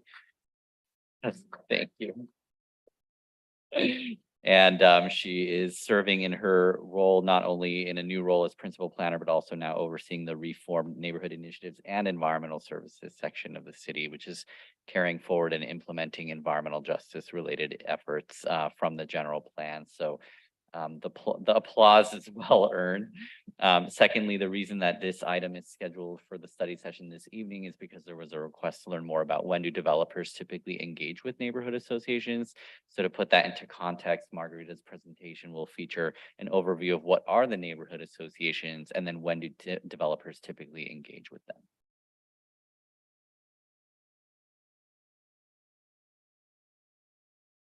Thank you, commissioners and vice chair, chair. So yeah, the context of tonight's presentation, although the focus of our office has been on environmental services, moving to implement environmental justice policy work here at the city, a really important topic comes up when projects are in the pipeline or there's an interest to, gauge the sensitivities, right, about a project coming into a neighborhood, a community. And so that's the intent of, what we'd like to cover in tonight's presentation. So some of you, and this is not my presentation, hold on, So some of you are familiar, I think. Margarita, page 25. Thank you. And thank you, Min, for helping me navigate the pages. So I've worked with several of you. I know Carl, I've worked with him closely in his capacity as a member of the Comlink board. And so there's different, I got it right here. Okay. Sorry. Oh yeah, thank you. Here we go.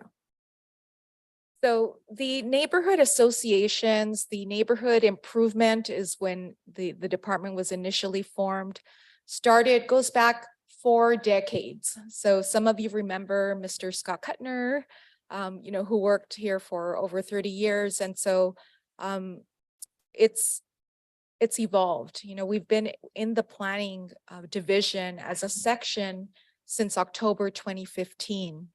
And so now, we're definitely, very excited. We're in contact with many members of the public, businesses, community-based, members, community-based organizations who have an interest in engaging with the public.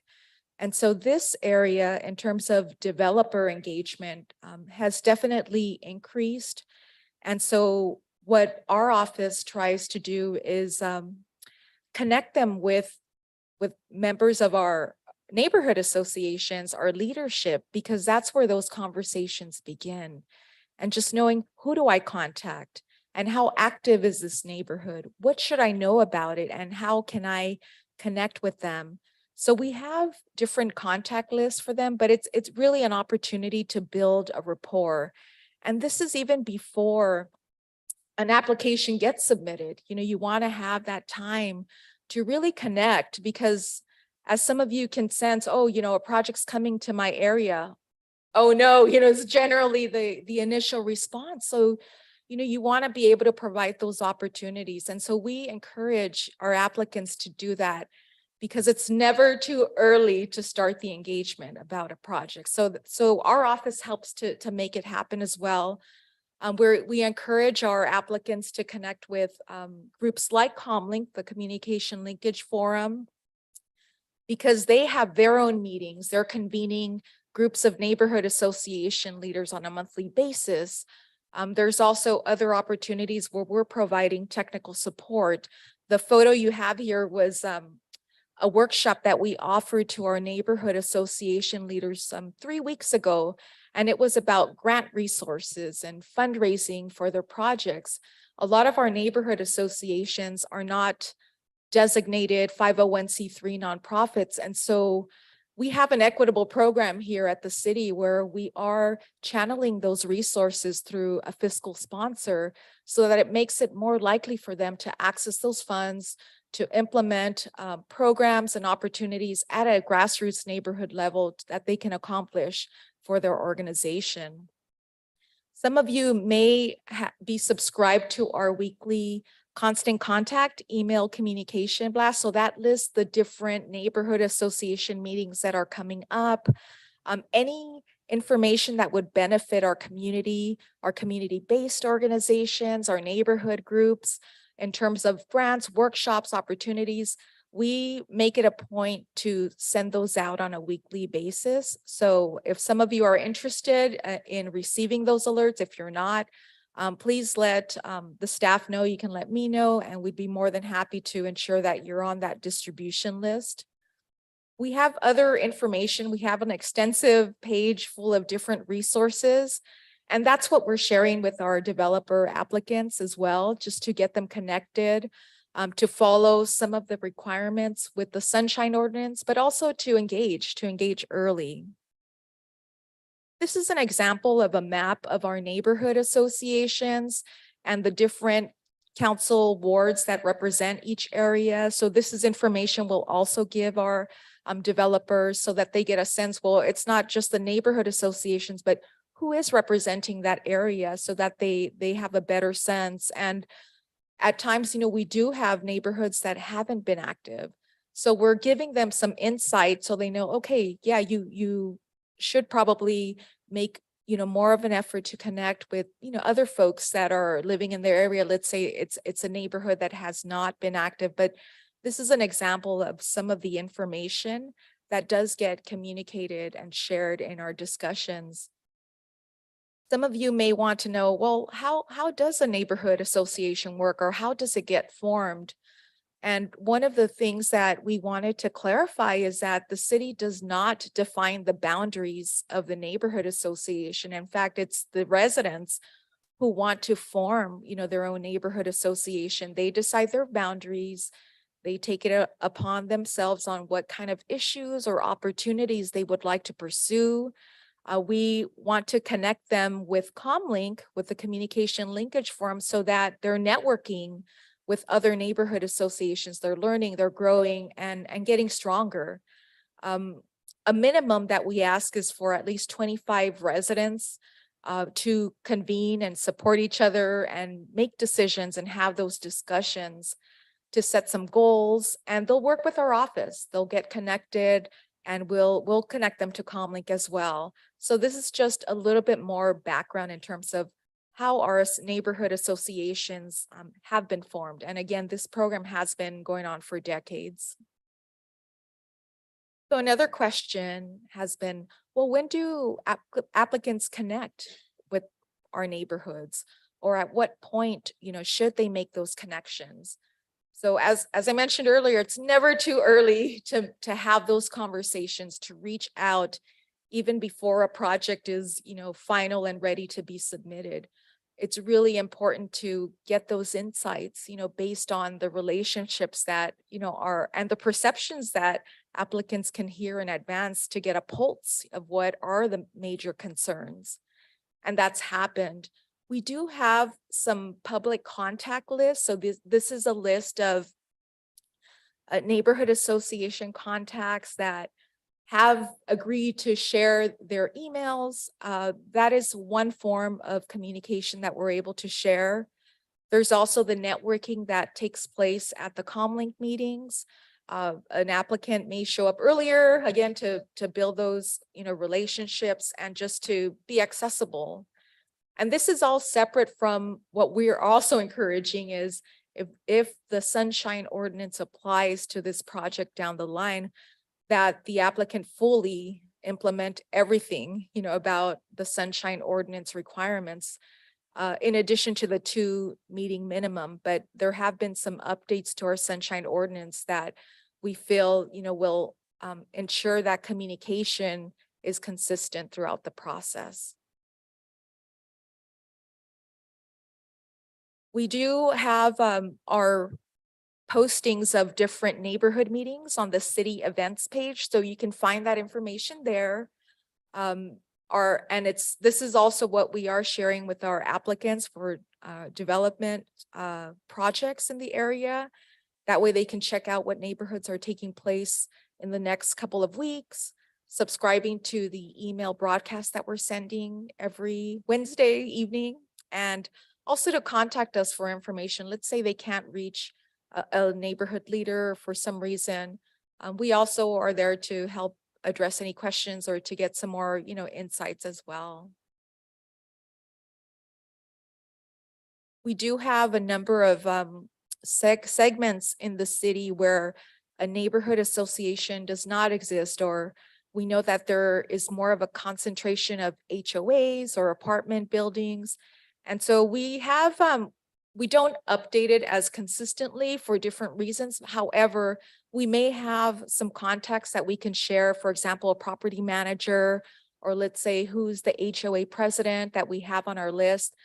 Those are other opportunities, again, for non-neighborhood associations, but it's still affecting, that community. And so we want to make sure that those connections, are made sooner than later.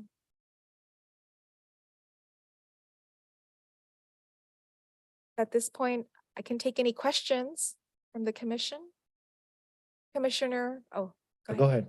Commissioner Wu.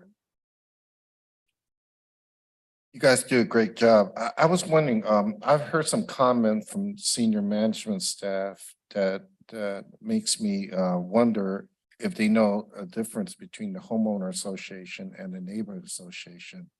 The homeowner association derives its operational fund from the owners of a community, and that adds to their budget, which allows them some resources. Some neighborhood associations are supported by nonprofits because they got a grant, so they got staffing. Others, you just got neighborhood people, doing that because they want to see their neighborhood protect its integrity and improvement and all that. So I'm hoping that we do make that distinction when we try to explain it to them. Your job is kind of cut out because they come in all different types, and as they face challenges, the most recent one is for the association is these fees related to Park and Rec for using public facilities that we thought would be paid through the Parks and Rec for our taxes and stuff like that. So that's becoming a challenge, and I guess we're looking for different places to hold them instead of city facilities. So, that's Yes, if I can address, There is a major distinction, yes. So yeah, the neighborhood associations are volunteers. Some of them have nonprofits, the majority do not. Versus the CCNRs that apply to HOAs and, an official kind of body that's, part of that process. We are familiar with them, but yeah, the neighborhood associations and the technical support that we provide is primarily with our neighborhood associations. So if the city wants to collect fees from the city, I mean, neighborhoods for using it, I don't know how burdened our developer fees are, and if we could collect it from one source to support the work of poor people in the neighborhood that don't have all those resources. Yeah, and I that think- might be a way to balance it off. Yeah. Yeah, I don't want to add I just another. wanted to clarify, I know, I know what you're saying. Because for the access to the school sites, and that's something that Commissioner Benninger helped us in his role as Comlink, is to not charge the neighborhood associations fees for holding their meetings at schools, at Santa Ana Unified Schools. And so, but the cost you're talking about is the rental facility use for special events or non-neighborhood association meetings. Because right now we still are able to work with our parks department to offer neighborhood association meetings at city facilities at no charge. I just wanted to clarify that information. Yeah, and have we renew our joint use agreement with the school system? I remember when building healthy communities came into being, we were able to craft a joint use agreement with the schools. Has that been renewed? There are some joint use agreements, and there's a different committee of the council that handles those arrangements. And so sometimes we are able to benefit our neighborhood associations. We just need to coordinate with parks because the uses with our parks agency and the school for like after school or evening types of activities. No more questions, please.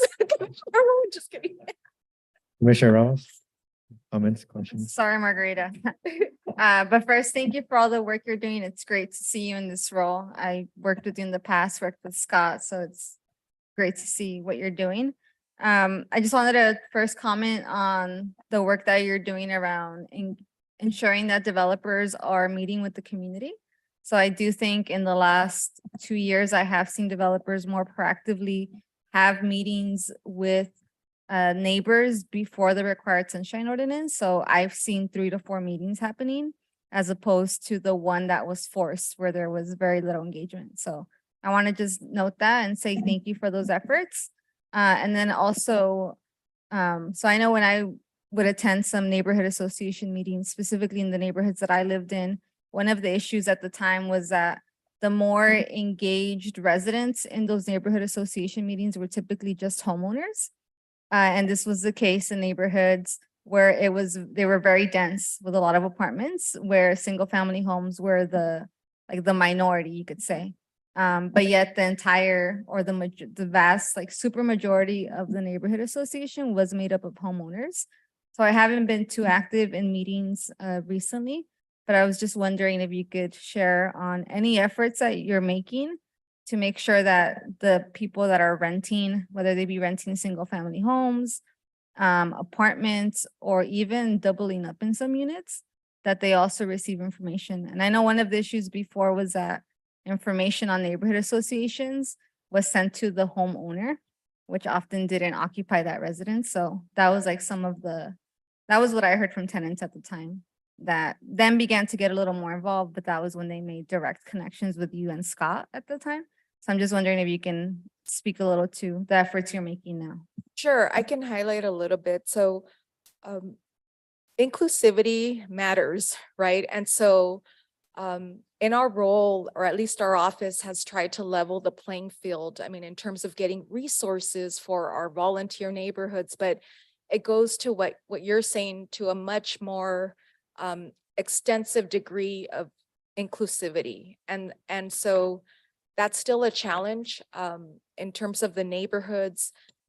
making time to meet post-COVID or even through this phase of COVID to start reactivating. And when they're reactivating, working with the neighborhood that wants to activate that meeting about including more opinions, being receptive to inviting people who are not like them, whether they're renters or not, to be at the table with them, because the outcome of what happens, whether it's a project or whether it's a program or a funding source that's going to benefit, it is making those connections. And at the same time, being comfortable, right, with some touchy situations where there may be some conflict and being okay with that, just trying to work it out and trying to provide resources that will help make it work to the extent that it can work.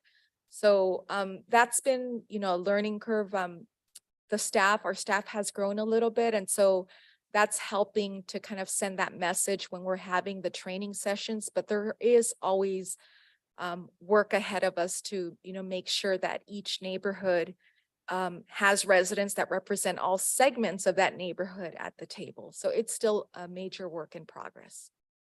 But I just want to add that any work that the city does in terms of notifying from a development standpoint or in development regulations, as well as in this case, when we're talking about development application projects, information is sent to both property owners as well as tenants. So it's a requirement, at least from that perspective. So as I recognize that there is still a lot of work to be done, at the minimum, we have required that anything that we sent out relating to development, including the applicant, is both to the property owner and tenant.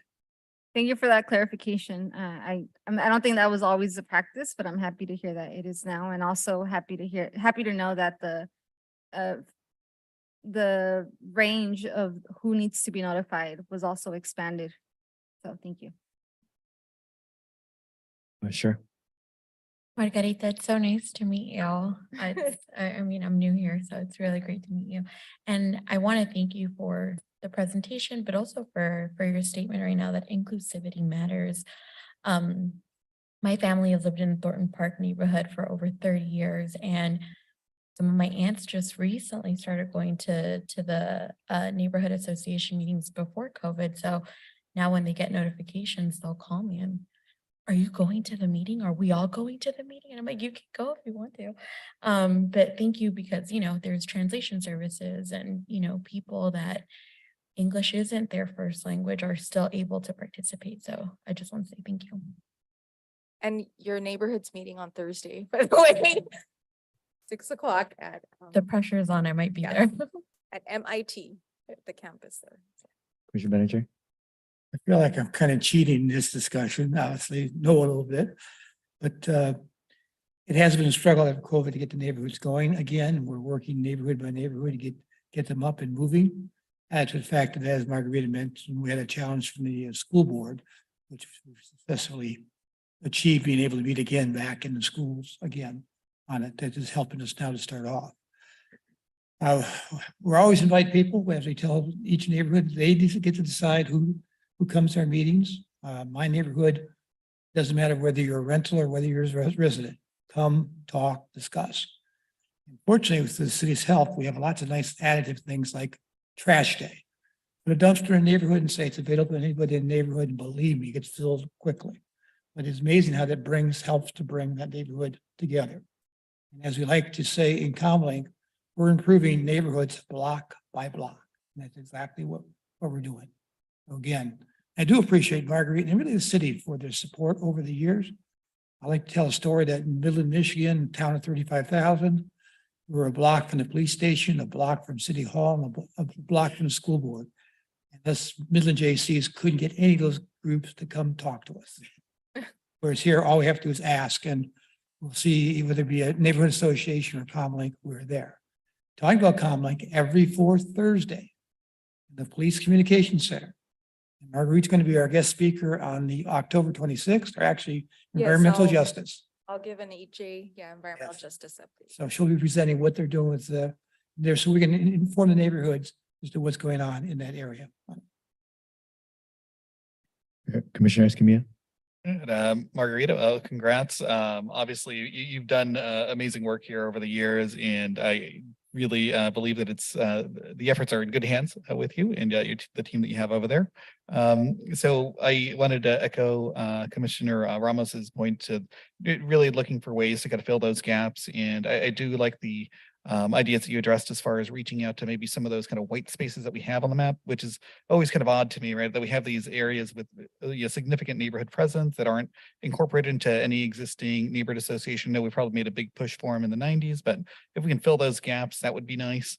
But also maybe if we break up some of those bigger ones, maybe people will feel more kind of more involved in their neighborhood. Because I know with the west side, it's one big block over there, but there's some very distinct neighborhood kind of characteristics, and I think that might be worth at least considering and broaching that conversation, as well as maybe a conversation about creating commercial neighborhood districts with the business owners, because especially now that we're kind of going into this EJ conversation, and also just trying to evaluate the needs of different communities. Our business community is an important part of that as well, and then figuring out ways, even informally, to get them together. I think the ones that are probably providing the best guiding light are the South Main owners and a lot of the ones in downtown. But we have these very robust commercial corridors that should have some way just to talk with each other, to discuss problems and kind of highlight them as a unified voice. I think would be good. Again, but it's going to take away your staff time from other things. So this is, I guess, where you make the pitch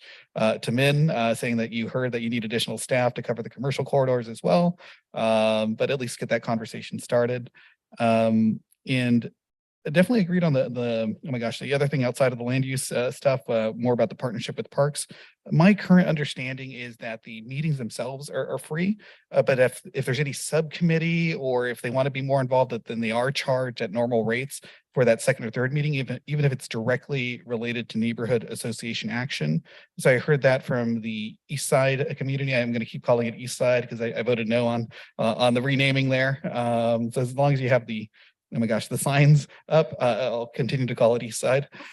The East Side community had kind of mentioned that they had subcommittee meetings that were not free. And even though the building itself at Roosevelt Walker was open, the room wasn't used, it wasn't adding additional staff time or anything, that they still were unable to access the facility.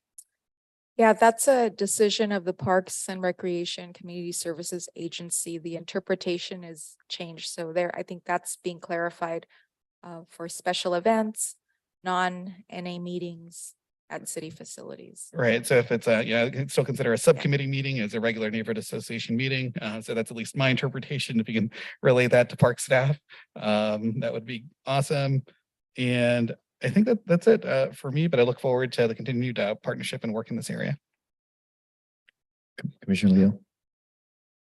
Yeah, I think what you described about developers is basically being a good neighbor. And the longer that the developers in the community, the more goodwill they have if they are invested in the community. Whether they help out at a church, or they help out at a school, or they help out little leagues, or whatever they do. Developers, if they're good neighbors, then they tend to have goodwill and they're able to get things done that they need to get done. Some people don't learn, right? They just don't learn. On the technology side, do you take 10 minutes out of each meeting to make people download the My Santa Ana app? There's so much information on that app that residents can access in their own language. It's amazing how we took this leap from go to the city website to now I can find it on my phone. And everybody's got a phone. Owner of the land and renter, they all have phones. So if we can figure out a way to make it almost like, hey, you're walking in today, we're going to download the app today. Yeah, our neighborhood leaders do that at their meetings for sure. Okay. Yeah, and it's just a comfort level, just get. Right, you just got to get comfortable with it, but because I know people in my neighborhood, they're very comfortable with Nextdoor, but they're not comfortable with My Santa Ana app. It's like, wait a second, the city information is on this app. So I think that is probably one of the greatest things we've done. And I think it gives people access in their own language. They're not intimidated. They use an app. Obviously, if you're older, they're a little more intimidated, but kids nowadays, apps are apps. I wanted to hear, could you give us a little bit more where you are with the environmental justice piece and kind of how that's rolling out, because obviously it was put in the general plan. It's a big piece. It's a big push. There's lots going on. Just kind of help us walk through that so that we have an understanding, because there are projects that come before us, right? Some have landscaping, some have limited landscaping. There are certain things that we can do as a whole to kind of make sure that we kind of hold the line and, keep standards where they need to be. So as an outcome of the adoption of the general plan and the budgeting process, what we did was we actually formed a new division of the planning division to deal strictly with neighborhood initiative as well as environmental services. And the goal is this was a natural transition for NIP because, as you heard Margaret mention, the neighborhood initiative program is about 4 decades old. While there's still a lot of support that we provide, there's also a lot of knowledge that's been there. So our goal is to take that knowledge and to take that relationship, to take that understanding of the neighborhood and help with the implementation of the environmental justice. Much and many of the policies not only relate to social, economic, but also land use issues, making initiatives that we can make changes. As examples of some of the changes we have made already include, the additional buffering distance, the noxious use requirement for conditional use permit, the legal non-conforming and abatement of legal non-conforming land uses. So those are the steps that the goal of this division is to lead. This division is to lead, first and foremost, the environmental justice policies and the environmental justice directives from the general plan. How we begin that is that with the formation of the division or the function is to also fill it with staff. As Margarita mentioned, we now have 4 staff members dedicated to be in NIES. And those 4 staff members work on a number of initiatives. But the first and foremost is to begin the Environmental Action Committee. That Environmental Action Committee is a core initiative of the general plan to start prioritizing, to start working with policy recommendations as to what to advance, what's to further consider to the city council so that we can begin the process of implementing the environmental justice policies and action plan of the general plan. So it's a number of years going to be in the undertaking. There will be report back as part of the process. There will be community engagement. There will be community outreach, but there will also be working with the community and this environmental justice action committee to carry forward those policies and implementation action so that they can begin to be implemented in the community. I will let Margarita talk about where we are in the process of forming the committee. We did go to council this past summer, early spring, to request for the approval of the formation of the committee. We are now in the process of working on the selection of membership. We have gone out to the community and reach out to the various neighborhoods, reach out to the various community stakeholders on interests in being on this committee to help begin starting this environmental justice policy action process. So with that, Margarita, if you can, anything you'd like to add to that? Sure. I just to be brief and to respect everybody's time, we do have an environmental resources tab on our neighborhood initiatives page. And it identifies like other work that's in progress. So the Environmental Action Committee, that is one Environmental Justice Action Committee. We're still taking applications from residents of the 5 clusters of EJ communities and CBOs that want to apply. The residents that are selected will choose the 2 CBOs that will be part of that. And this is a starting point, right? It's just getting together, getting there, having some more discussion on how we're going to proceed this huge undertaking, which is so important to the city, to the council, to you all, because in different shapes or forms, you have been involved in advocating for this as well. That's where it's at, but there are other projects that are still happening when it comes to our protecting our groundwater in the southeast area, the Delhi groundwater, project, and bringing transparency between the regulatory agencies and the community that's directly affected by a lot of this cleanup. We have a lead roundtable that has been having biweekly discussions about what people are doing. So that's already been. We don't want to wait till the formation of this group. There's like an interest and there's a priority for educating our community around those opportunities. And then just rolling out the whole policy work ahead and educating, making the material available to our neighborhoods, especially our environmental justice neighborhoods. So yeah, those are just some of the, priority that's already taken place.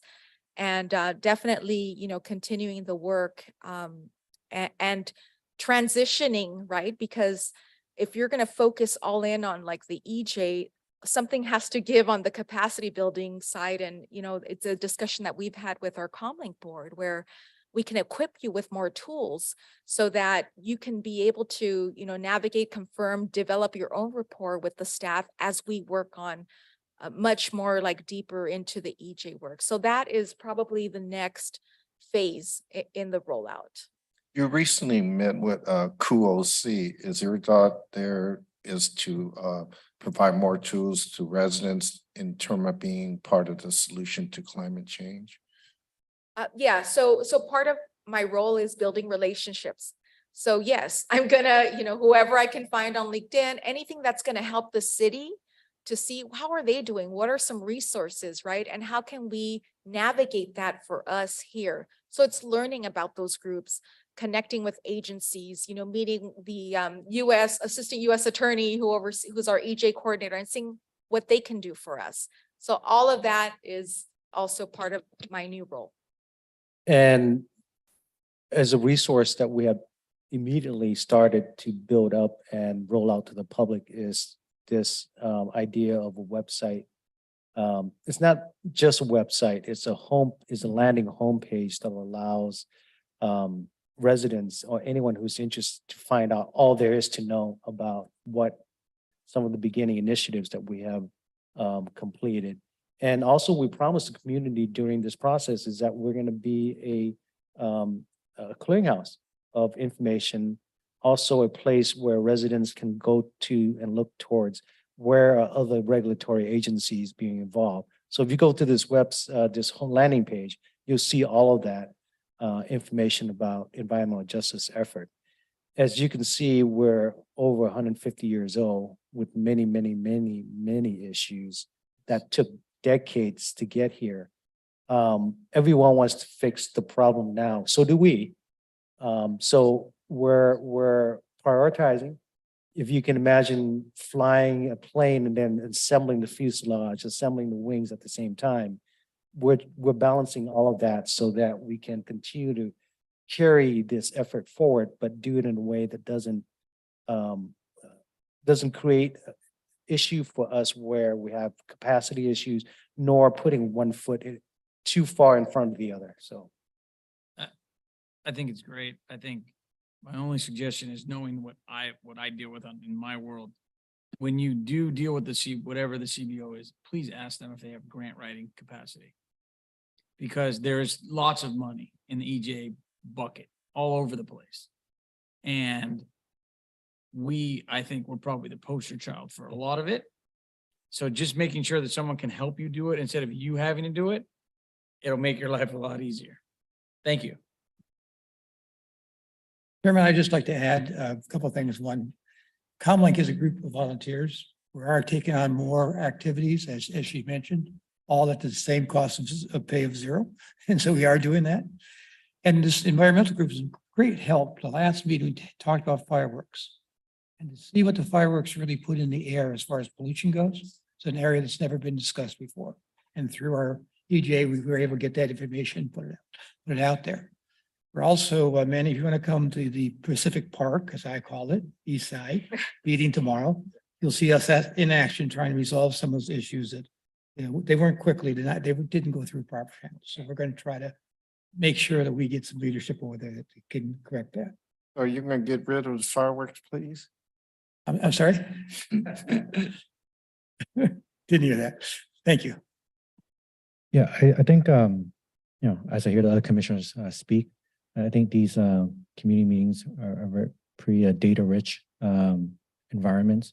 I think there's a way, I'm not sure if there does exist or not, a home for these this information in the perspective of the developer.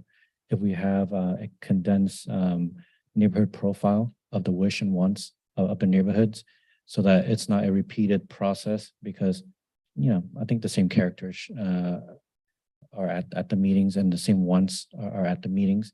In terms of from the perspective of the developer, and that's I think the topic of what we're discussing today is the developer's relationship with the community. I'm not sure if we have like a general profile, so that's something like a welcome package of please develop here, and then these are the profile of what you might encounter when you develop in this area. I think that would be something that would be interesting for the developer. And then I was curious.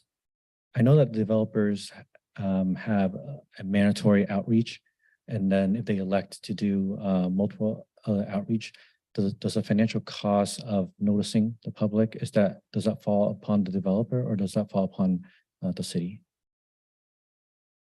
The developer is responsible for the notification during the sunshine meeting process, and during the public hearing process, it's part of the application cost. And then we won't have to bear it's, you know, okay. Yeah, that's all for me. Any comments?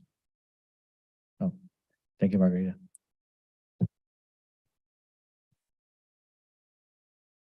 Min, do you have any comments? Okay. Does any of the other commissioners have any general comments? I'll just remember what today occurred 22 years ago. I forget the folks who lost their lives on that tragic day in New York City and in the Pentagon, and we all were touched by it. So let's remember them. Thank you.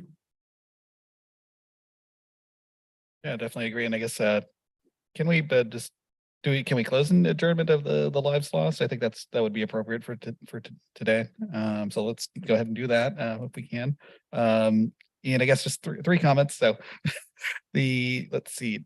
So something came up during one of the items today where there was the general land use designation, but maybe not the subcategory in the staff report. So I don't know if we kind of consistently can just include that subcategory, because then that made it a little bit easier to follow. Because I think it was like, oh my gosh, Flex 3, but Flex 3 within that zone, or I'm not sure if those are like, that was the independent zone. So a little bit of clarification there, like just in staff reports going forward, I think would be useful for me at least.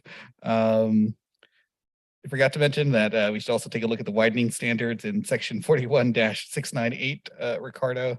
So that was the just how wide some of those roads are, because I know we'd been getting some plans where the setbacks were a little bit more extensive than I think were required by the zoning, but it was because our street widths were determined back in the early 90s when we wanted to widen everything. So I think, you know, taking a close look at how wide our roads are intended to be would be of use. And then as a follow-up to an item that we had already kind of looked at and supported, and I know that staff is working hard on evaluating existing CUPs that are basically nuisance generators. I'm not sure if we're kind of moving forward with any particular enforcement action or looking at sites. For me, I think right now it's just every time I continue to pass by South Main Street, you know, the liquor store and the Dollar Tree on one side and the other. I know it's kind of been a hot area, so I'm not sure if at a certain point we might want to look at certain nuisance areas, say, look, obviously there's an issue here, it hasn't been addressed, and then kind of at what point do we then look into removing conditional use permits that are causing a detrimental impact to the neighborhood, I think would be worth looking at. And I think, let's see, oh yeah, also in Metro East, sorry, and the East First area as well. But yeah, those are the comments that I have. Commissioner Leo?